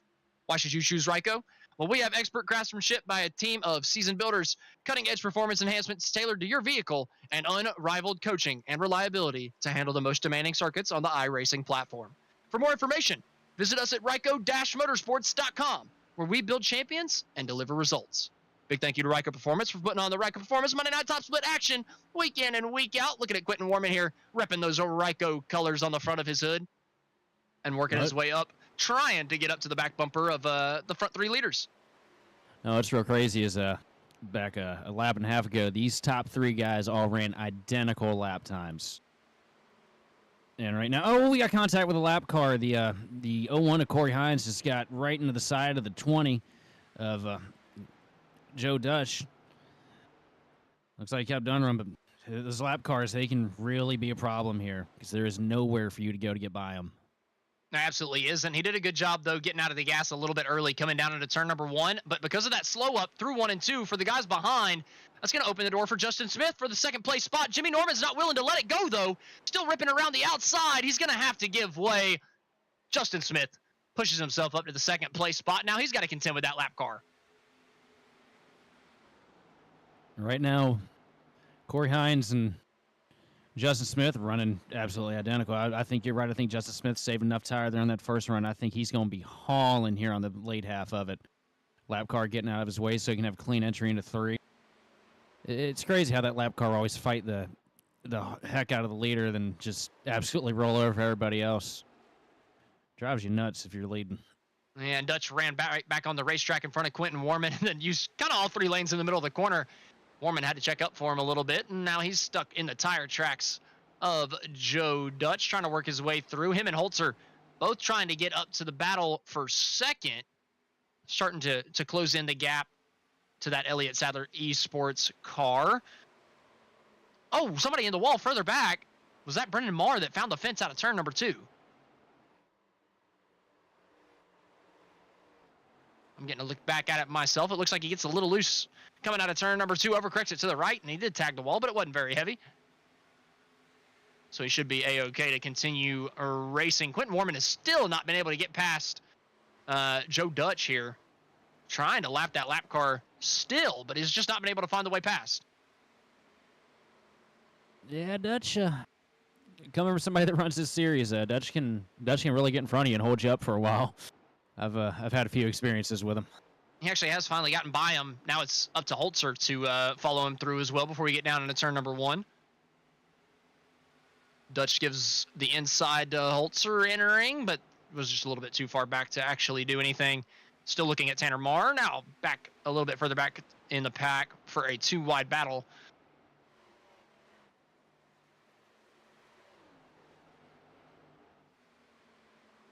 Sure, that Pepsi paint scheme's a throwback to somebody. I couldn't tell you who, but nice, another little throwback.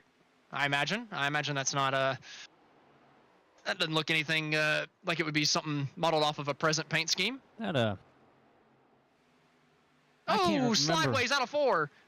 I can't remember what team it was, but the Channel Lock team back in the day had something that looked very similar to that, with the 43 and the almost petty blue colors. I'm still in love with that Menards number 5. Yeah, that Menards number 5 is looking pretty solid tonight. Oh, is that a Harvick scheme there? Up front a little bit. About 2 cars. Oh, it is the Harvick 29 Goodwrench car, right? Looks like it. Same colors anyway. All right, we're trying. We're in the weeds here a little bit. Yeah, I'd say so. Yeah, it's close enough. It's the same colors. Hines is still running pretty competitive lap times up front, even though he, he's been leading the whole time. I thought maybe he'd be wearing out those tires a little bit, but he's running very, very competitive lap times out in the front of the pack. Actually, a little bit faster than Justin Smith that time by. I think Hines up there at the front, I think he was kind of saving it while he was leading it, and I think Norman was just driving the tar out of it, trying to keep up with him, and I think he's in another zip code right now. I really thought Warman and Holzer would be up here, though. I really thought that they would have a lot of speed at the end of this run, but they haven't really been able to make too much ground. They did have to get around that lap car, lost a good bit of time behind them, but everybody else had to get around them too, and, well, they've dropped off of our race leader. No, Hines is running a really good race up there right now.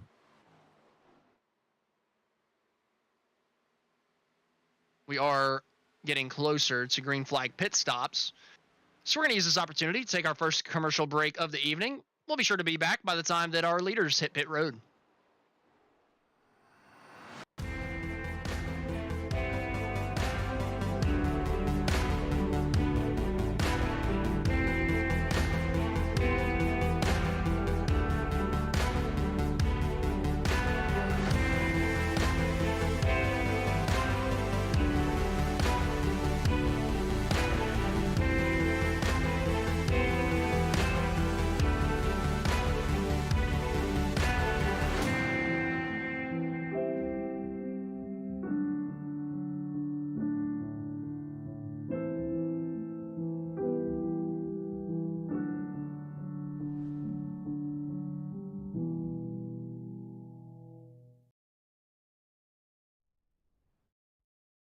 Racing isn't easy, but experiencing it is.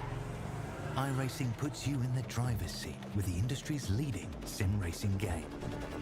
Drive on laser scan replicas of the greatest racing circuits from around the world.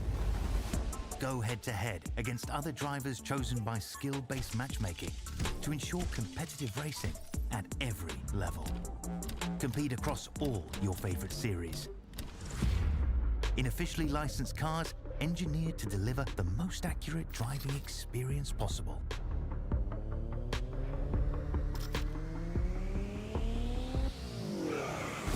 Join a race or host your own with players from across the globe. Race against the computer or in a league with friends. Feel the thrill behind the wheel.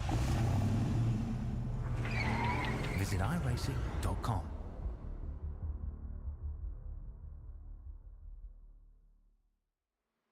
He's going to take him out.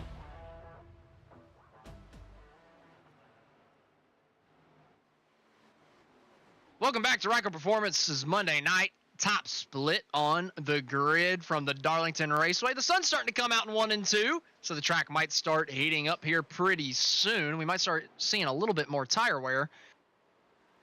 But our race leader still, Corey Hines, just pulling out that gap by about 1/10 of a second since we went to our commercial break, up to 1.1 over Justin Smith. Quentin Warman has fallen off these guys a little bit, but he's made a pass for that 3rd place position, and James Holzer has followed him through into the 4th place spot. Now we'll see if they got that clean air, or with the clean air, if they can run down our front 2. No, we got a car in the 1, 3, and 4 here.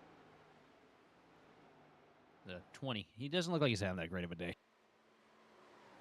Yeah, Joe Dutch putting himself in the fence there through 3 and 4. Already been lapped once on the evening. Just trying to kind of stay out of the way of a couple of these lead lap guys, not ruin anybody's race. Did get the fence pretty good. See a little bit of right front damage on that John Deere Ford.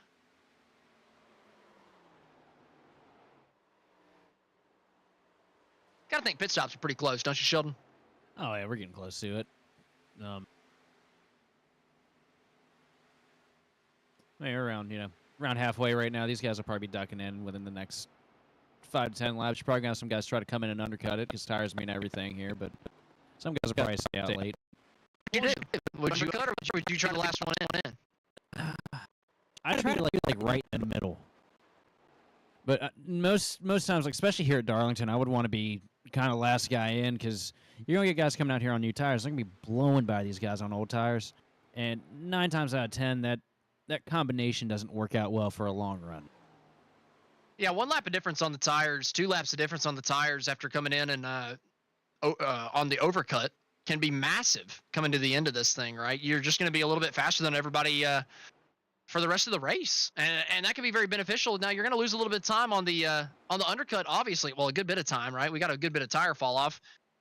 Corey Hines, our race leader, just tagged the fence out of 4, just ran a 31.196, his fastest lap of the race, a 29.15. He's a whole 2 seconds slower than he was at the beginning of this run. So obviously the undercut's going to be powerful, but I don't know, maybe you've practiced your pit entry a little bit and you make up that time on pit entry versus a couple of these other guys and try that overcut.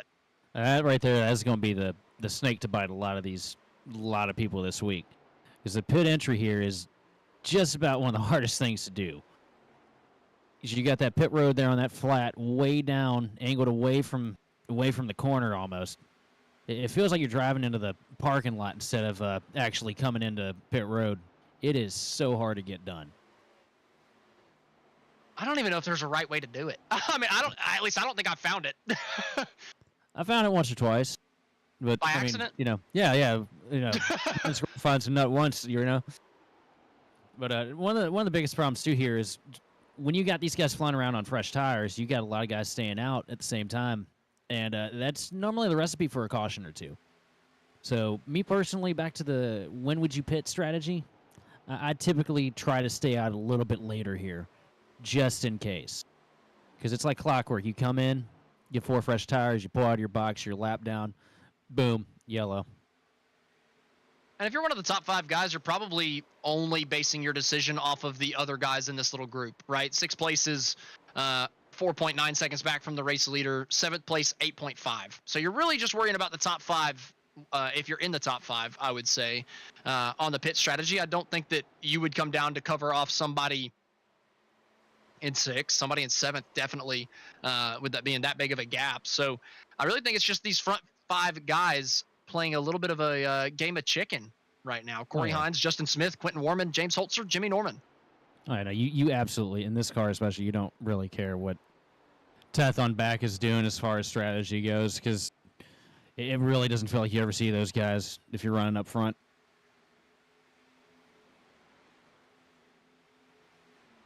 Got a battle further back in the pack, coming down into turn number 1. A little bit of contact as that wicket into the wall on the outside of the racetrack. Blair Wicket just got stuffed into the outside fence. Cody Kinsey says, thank you very much, buddy. I'll take that position. Well, he kind of did it himself, I guess. He should be thanking himself for stuffing Blair Wicket into the outside wall. We got a car slow on the bottom here. Rodrigo Loga. He's been down there for a couple laps. Oh, yes? Okay. That thing, I mean, it's destroyed. I guess he's just trying to make laps, hoping that somebody else gets dropped out of this thing, and there's the replay. He got absolutely destroyed on the exit of turn number 2. You don't think he's waiting for anybody, do you? Oh, well, that's a good shout, to be honest. Oh, man, yeah, that's... Oh, man, he just cleaned him out. We might want to watch him. He could be could be waiting on somebody. That might be a problem. Oh, yeah, okay, I thought he was coming to pit road. He's slowing down so much on the bottom side of the racetrack, but I don't think that's the case. I think that was Carlos Brand. They're behind him, too. Yeah, that's Carlos Brand right behind him. This is maybe where the action's going to kick off. He's slow. Oh, man, it's about to kick off right here, isn't it? He's still in the middle of the racetrack. He's let everybody else go. Mm-hmm. Carlos Brand is coming up on him. Oh, Brand hits the outside fence by himself. Oh, Loga's running him all the way down to the apron. Oh, he missed the swipe. He missed the swipe. He completely missed him. Rodrigo Loga has absolutely gone up bowling and rolled a gutter ball. Oh, he's going to keep waiting. He's got a second ball. He's got a second ball. Can we see that again? Yeah, he's got plenty of time. We got plenty of time. We've got about half a lap. I'll let you know whenever we need to get back from the caution, or from the replay. Oh, man, that's the wrong one. That was awesome. I cannot believe it. I mean, that's the biggest gutter ball I've ever seen in my life. What was it Landon Casa said to Danica? First rule of stock car racing, if you're going to wreck somebody, don't wreck yourself. Here it is. Loga. Hey, I mean, it's obvious he's going for it, man. You gotta commit a little bit earlier if you're going to go for it. Oh, now it's going to be harder for him to swing it. He's waiting, man. He's waiting still. He's all the way on the apron of 3 and 4. Our race leaders still have not come down pit road, so I just got to point that out to everybody. The race leaders are still not down, so we're going to keep an eye on... if I was them, I'd be staying out. We're gonna keep an eye on the war. Loga is missing a front bumper, but he's still got the heart. He's still fighting. But Brand is taking it down to pit road. He's taking it down to pit road, so it's going to take another moment for Loga here. He's parking it. Is he, or is he waiting? He's waiting down in the dirt. I don't know if he's... Oh, no, he exited. He towed. We might be done. I'm going to keep an eye to see if Loga stays in the session or not. Whoo-wee. That was a couple of our race leaders are coming in. Warman making it down pit road. Holzer stays on the racetrack. Hines stays on the racetrack. Smith comes down with Quentin Warman. Loga's still in the session, so we could see him after the tow maybe fix some damage and then come back out on the racetrack. So I still need to keep an eye on Loga to make sure he's got time, doesn't. But yeah, he's still got a lot of laps. But it depends on how many requires he's got, because he beefed that thing up pretty bad. Man, he can still get protested for that, though. Oh, and he can still get protested. So, man, if you're going to do it and going to get yourself protested, you better hit the guy. Look, if I can get banned for blowing a tire and looping at Chicagoland a couple years ago, I'm pretty sure that one gets you sent home for a week. Yeah, that was maybe the most obvious one I've seen. Corey Hines still out on the racetrack. This is a good bit later than I thought that he would come in right after the guys behind him came down, but he's committing out on the racetrack. Corey Hines still has not pitted. James Holzer is down pit road this time. I mean, I think he also might just. I think he wants to be more so on the attack than on defense on this next run here. I definitely think you're right, but man, he's got that lead after you get the one lap, and I think he would still be in the lead with a 1 lap tire advantage. So I don't know. He's staying out again. You also got to figure though, he just sat here and watched these 2 guys play, play whack, you know what, and he might be thinking that there might be a possibility we're going to get a caution because you will have these guys coming out here on 4 fresh tires and they're cold tires, and it's pretty edgy the first handful of laps. He might not be certain that these guys will hit the green. Corey Hines in the fence through 1 and 2. He better be pitting this time by. That's going to cost him a lot of time. Because you're down in that 30-lap window now. Nope. He's coming down. This is the aggressive pit stop I was talking about. A perfect entry. Yeah, you're not kidding. Wow. That was fantastic. He has practiced that all week. Well, that was beautiful. We were talking about us doing it on an accident. Well, Corey Hines just showed us how to do it. I'm going to go to the practice session right after this. If you want to run some B fixed after this. I'll be running the race. What you talking about? I'm going to run B open in a minute. Well, I might have to buy a setup. I'll see what the aftermath of those 2 is. Yeah, no kidding. I'm going to look at Loga. He's still not in his race car, but he still hasn't left the race either. So he's going to come back. I think so too. I don't think we've seen the end of Rodrigo Loga. And now we might not see him ever again after tonight, but I think he might still come back on the racetrack at some point.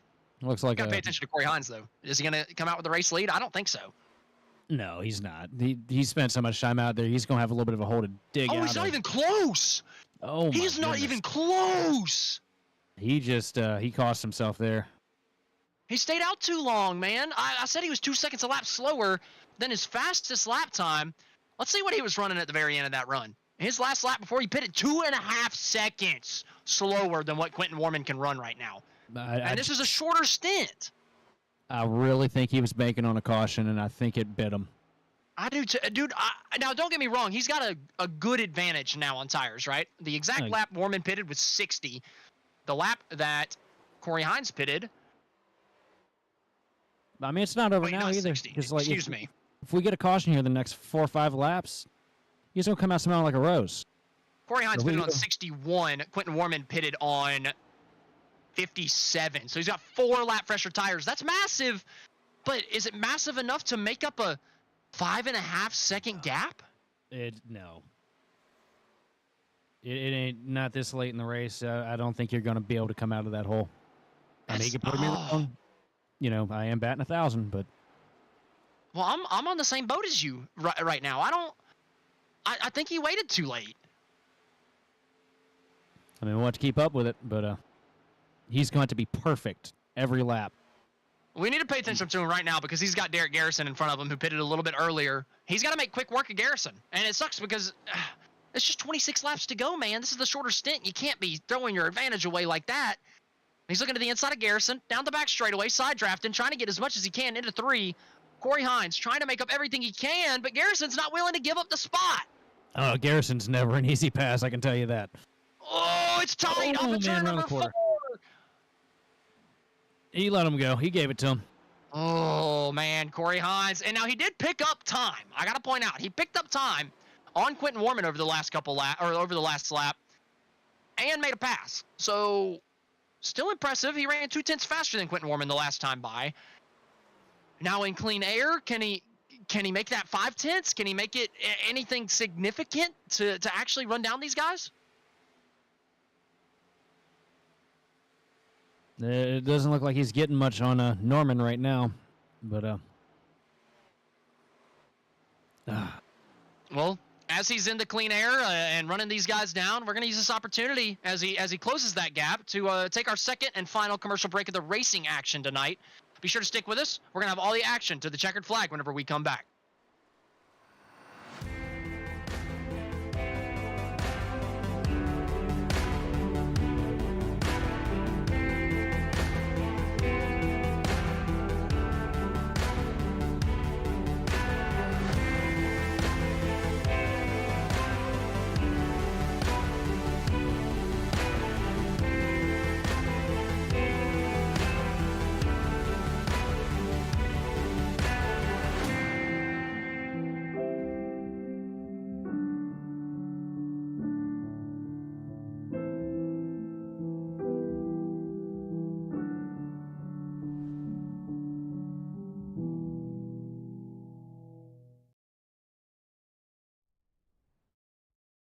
Racing isn't easy, but experiencing it is. iRacing puts you in the driver's seat with the industry's leading sim racing game. Drive on laser scan replicas of the greatest racing circuits from around the world. Go head-to-head against other drivers chosen by skill-based matchmaking to ensure competitive racing at every level. Compete across all your favorite series. In officially licensed cars. Welcome back to the Ryco Performance Monday Night Top Split action from the Darlington Raceway. The action's heating up on the track. And it could be because the track is heating up a little bit. We're up a couple degrees. Well, we're only up 1 degree. I thought the sun coming out in turn number 1 would maybe help us out a little bit, but really the fog just lifted a bit and we're still very, very cloudy. So we're not really raising the track temp too much, but the action on the racetrack is getting pretty hot. Justin Smith trying to get back past Quentin Warman after the pit cycle, and a little bit further back, Corey Hines trying to get up to the back bumper of Jimmy Norman and get back into the clean air so that he can run that top 2 down. He's got the advantage on tires, but he's giving himself a big disadvantage on the racetrack by giving up so much time to the undercut of Quentin Warman and Justin Smith. Right now, we've also got a battle for the lead going on right now between Justin Smith and Quentin Warman. These two have been hounding each other for the last few laps. We got a lapper right in front of them, though. That could play a huge role in how this whole A battle for third. race shapes Battle out. for third. They're side by side coming down to the turn number 3. Corey Hines to the inside of Jimmy Norman. I think Norman's going to let him have it here. He does. He does let him have it. You're not coming. You're not fighting that tire advantage. And Hines has had such a rocket ship all race. But now Corey Hines is in that clean air. 3 seconds to make up in 17 and a half laps. Dude, I don't know. I mean, he can make up the time, but it's going to be tough to pass him. One thing that's not going to play in his advantage either is we got a clean track all the way down the straightaway for these leaders right now. Yeah, that doesn't help him one bit. The leaders just got past the last bit of traffic that we expect that they're going to have on the night. I got to point out, Rodrigo Loga has still not come back on the racetrack. He's still not disconnected, though. So, still going to keep an eye on that. We might say something towards the end of this thing. But if not, Quentin Warman, Justin Smith, Corey Hines is going to come down to those 3. That's going to be wild if he does get back on the track, because I can tell you exactly what we're going to have if it happens. Oh, boy. Green, white, checkered. Yeah, I'm still a little scared. It's just the fact that he hadn't left the session yet. Yeah, I'm nervous. Right now, these guys up front, though, they are matching times within a tenth of each other. Or sorry, within 100th. Sorry, and that's Corey Hines is catching them fast, man. 0.4 of a second that last time by. I don't know, man. I think Corey might be able to get it done. We might have sold him out too soon here. I think we did, but man, we got 15 laps left in this thing. He's still got to pass both of them. Yeah. When you're that fast, and look, he's got them Reaper stickers on that car. You know what those guys like to use best around there. The old chrome horn might play in factor here. Oh, okay. I was like, I don't really know what you're going for here. I can think of them anytime Boyd's give me a little punt out of the way. Oh yeah, if you flash me back to 2019, I can remember a couple times. Oh yeah, every one of them. Yeah, that's 5 years disrespecting. In the past. That's 5 years in the past. So, There's a spinner. Disrespecting it. There's a guy stopped down on the bottom of the apron without a rear bumper. The 43 down on the bottom side of the racetrack. No, not the Pepsi car. Yeah, it was a Pepsi car. He's down on the inside. I think he might have. It was Ricky Utting. He's taking the tow. Caution flag does not come out. Quentin Warman's still leading the way. I'll tell you one thing. Dakota Ehrman has moved his way through the pack on this one. Oh, I think he started, like 19th or something like that? I can't believe we didn't get a caution for that one.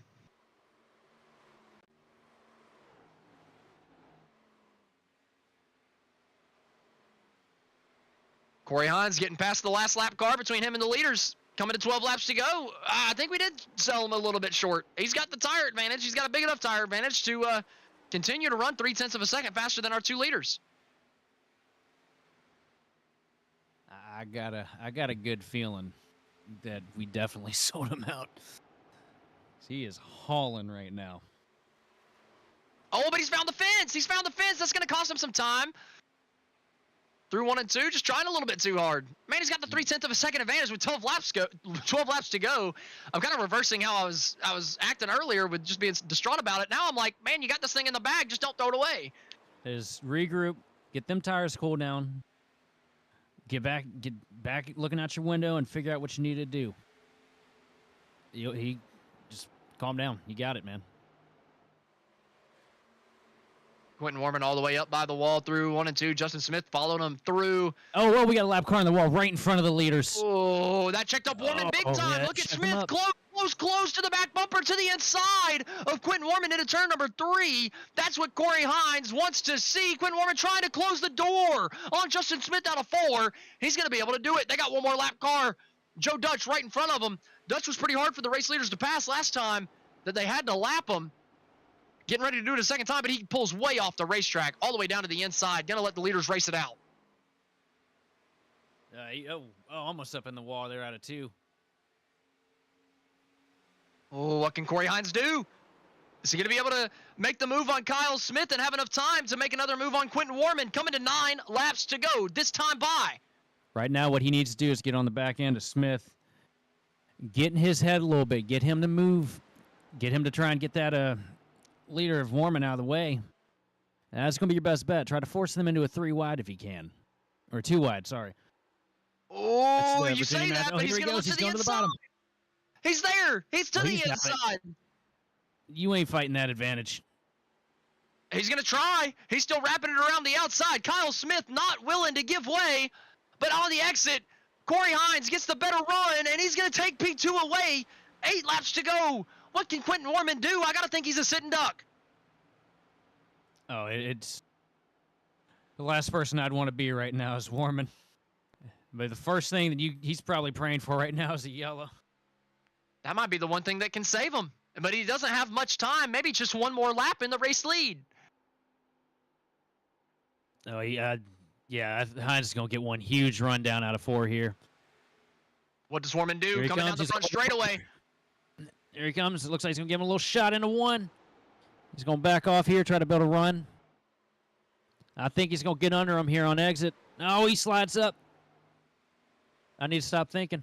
Oh, the maneuverability, though, from Hines. He's able to go top to bottom to top and then get back down to the bottom side of the racetrack. He tried pushing Warman a little bit too far into turn 1. This time, Warman drives it in deep into 3. Corey Hines is there. He's to the inside of Quentin Warman through 3 and 4, and they're going to be in a dead heat all the way down to the line, taking the 6 laps to go mark. Corey Hines to the inside. Quentin Warman still fighting around the outside into turn number 1. Corey Hines has to lift. That's going to bring Justin Smith right back into it. He clipped that apron there, and it just shot him right back up the track. But I won't count Hines out for too long on this. Absolutely not. He's still got the fresher tires by about 4 laps over Quentin Warman. Coming to 5 laps to go this time by. We've seen Hines is a little bit quicker, but Warman is not going to give up the wall. No, that's his only option right now. Yeah, I mean, just because you're on old tires doesn't mean you don't want to win this race. Spent a lot of time out front here. Both these guys have. This is going to be, I think we're in for a show here. Oh, Hines! Huge run in the center. Hines all over the back bumper. He's to the inside again on the back straightaway. Tight side draft between the two. Warman's getting sucked back before we get into turn number 3. How deep can Warman go into the corner? Side by side through the center. Warman trying to cut off the exit, trying to use all the racetrack he can, and he's going to keep the momentum. He keeps the position. 4 laps to go. I can tell you one thing. Hines back there in P2, he is not too happy.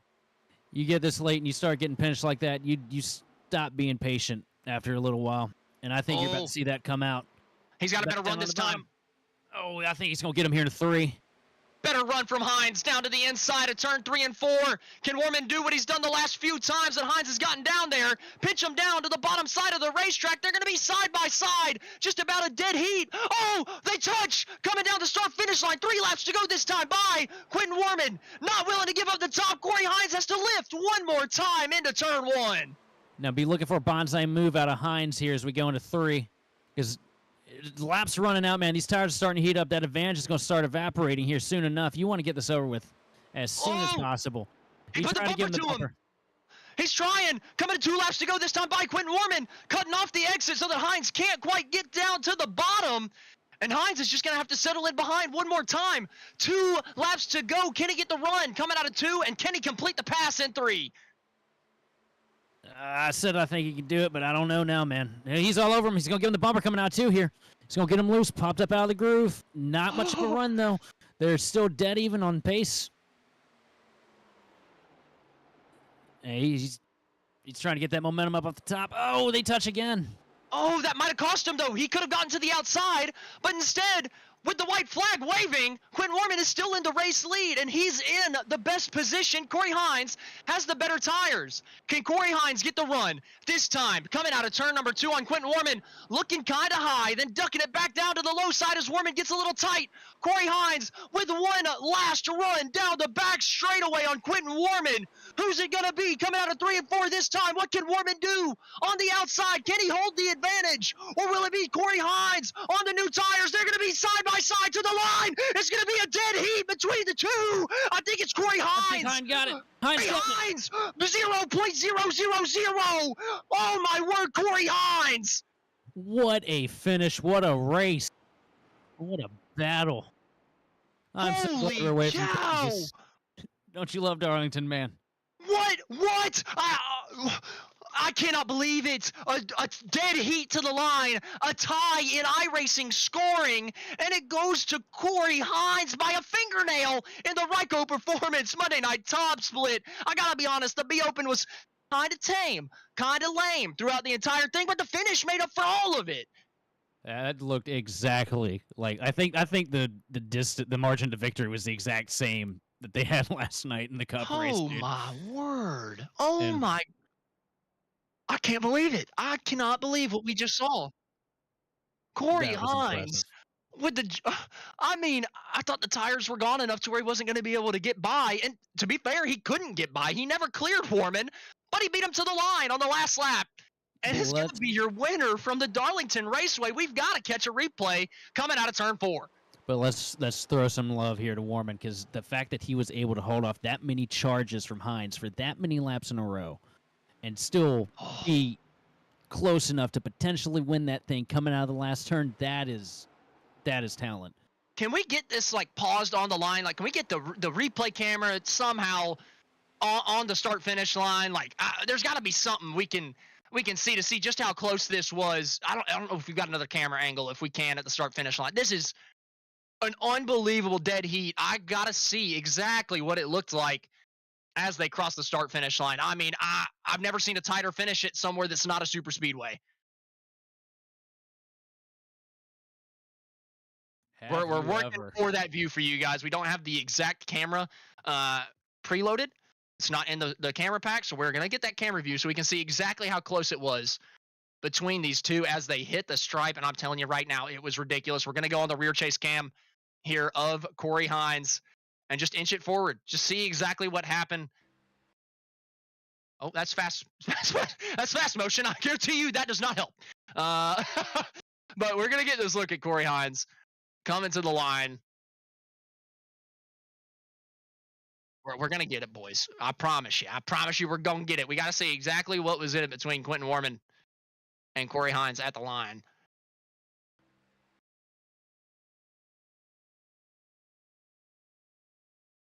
Man, is there not an iRacing, like the little button that you press that it just goes forward one frame?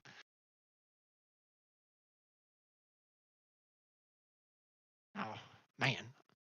Just on this barely. camera control, it's not quite. I mean, you can see before the Goodyear line. I mean, it's ridiculously close. Unfortunately, we're not. I don't think we're going to be able to pause it at the line. I just want to give a shout out to these two for.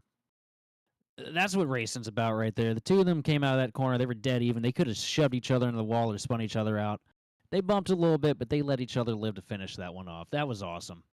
I mean, it was incredible. I just Have I you can't ever? believe.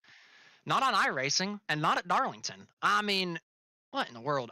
We're going to skip the this looks unprofessional, but we got to get this camera angle. So we're going to get this down to the wire. All right. So it is what it is. We're having some issues with the replay system, but on iRacing, that's the closest you can be. That is right at the line.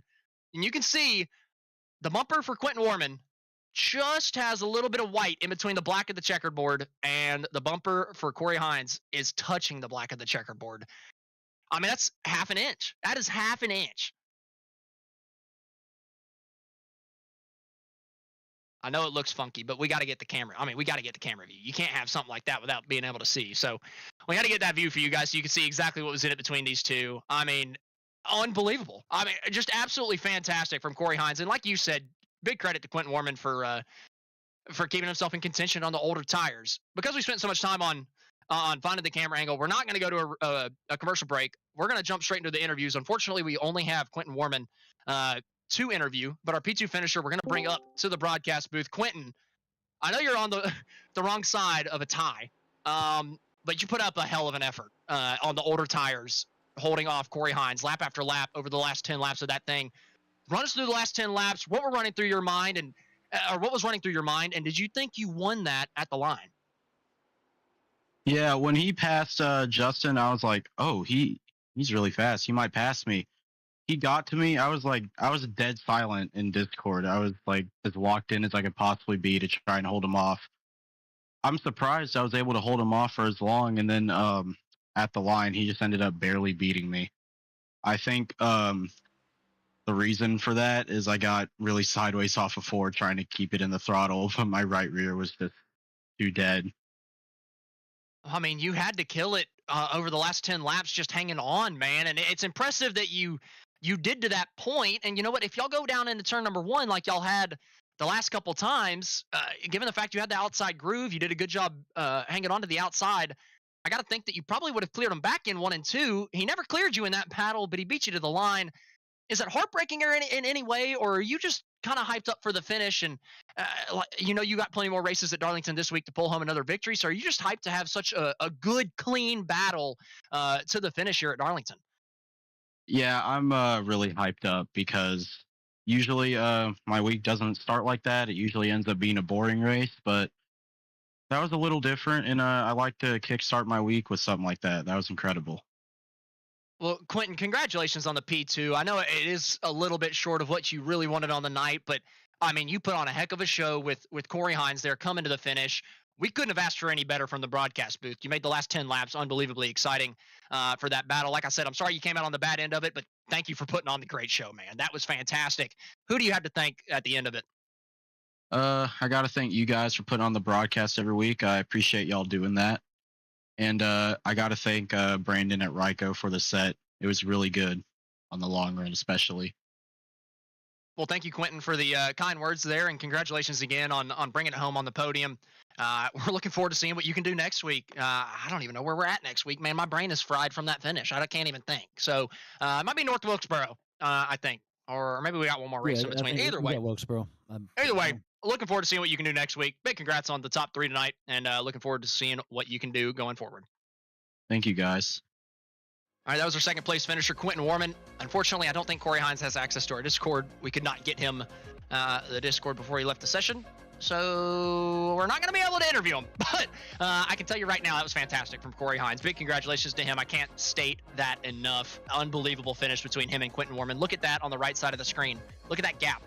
0.000. Unreal from the Darlington Raceway. Corey Hines, Quentin Warman, Justin Smith rounds out the podium. Jimmy Norman in 4th, James Holzer 5th, Derek Garrison 6th, Daryl Hahn 7th, Dakota Ehrman in 8th, Robert Warren's 9th, and Brandon Schaffer rounds out the top 10. In 11th place, we have Jared Mogard, followed by Brendan Marr in 12th, and Jonas Balestrini in 13th. In 14th, we have Blair Wickett, and then followed by Cody Kinsey. 16th, Dustin Tang. 17th, Patrick Leroy, followed by Eric Garrison, Carlos Brand, and Caleb Montez. Round out your top 20. 21st, Chris Frost. 22nd, Clinton Engel. Joe Dutch brings it home 23rd with Michael Whitaker in 24th. Ricky Utting in 25th. What I thought was going to be the story of the race coming home in 26th, Rodrigo Loga. Luckily, he was eclipsed there at the end by the unbelievable finish. Brandon Hawk never really got going tonight. Unfortunately, had internet problems before we even took the green flag. Finishes in 27th. And Casey Pierce, who did not grid up this evening, finishes in 28th. Well, I don't. That's about the most speechless I've been after a race that I've called. I mean, Sheldon, do you have any final thoughts? Because I don't. This track, Let's get off here so I can go race it. That was awesome. That's a great call. We're going to look at the schedule real quick just so you guys know what's going on the rest of the week because we're going to get more racing from Darlington, and it's going to be just as fantastic. Tomorrow night, 9 p.m. Eastern, the Champion Power Equipment Truck Series from Darlington, and I'm going to be on that call with with a South Carolina native. Going to be on there with Brian Britt. It's going to be absolutely fantastic. They always put on good races. Wednesday from the Pocono Raceway Thunderclap iRacing Series from 8:30 p.m. Eastern. And then on Friday night, we're going to be right back here at the Darlington Raceway for more Ryco Performance Friday night NIS top split action on the grid. I mean, if you watch the races tonight and you're not going to show up Friday night, what are you doing? You better be in the race. That's the only excuse you have for not showing up to that race on Friday night. Into the chat here on GridVision. From the entire GridVision team, we'd like you for watching and participating in chat. And for more information on getting your league broadcasted or starting your career in broadcasting, contact us on Facebook, X, or email us at info@gridvision.live. Congratulations to Corey Hine for bringing home the B Open race tonight. And I almost forgot that Nicholas Roman won the A Open. Congratulations to him as well. That finish just has me absolutely buzzing. And they won from the Darlington Raceway, so big congratulations to them. Big driver's track. This has been Austin Edstrom alongside Sheldon Atkins and Taylor Booth Benjamin. Wait, that's the wrong name. I raced with that guy. What? I raced with that guy in a different league. Thanks for Taylor Burris. That's his last name. Taylor Burris for being here behind the production booth. My apologies on that. We'll see you next time on the grid.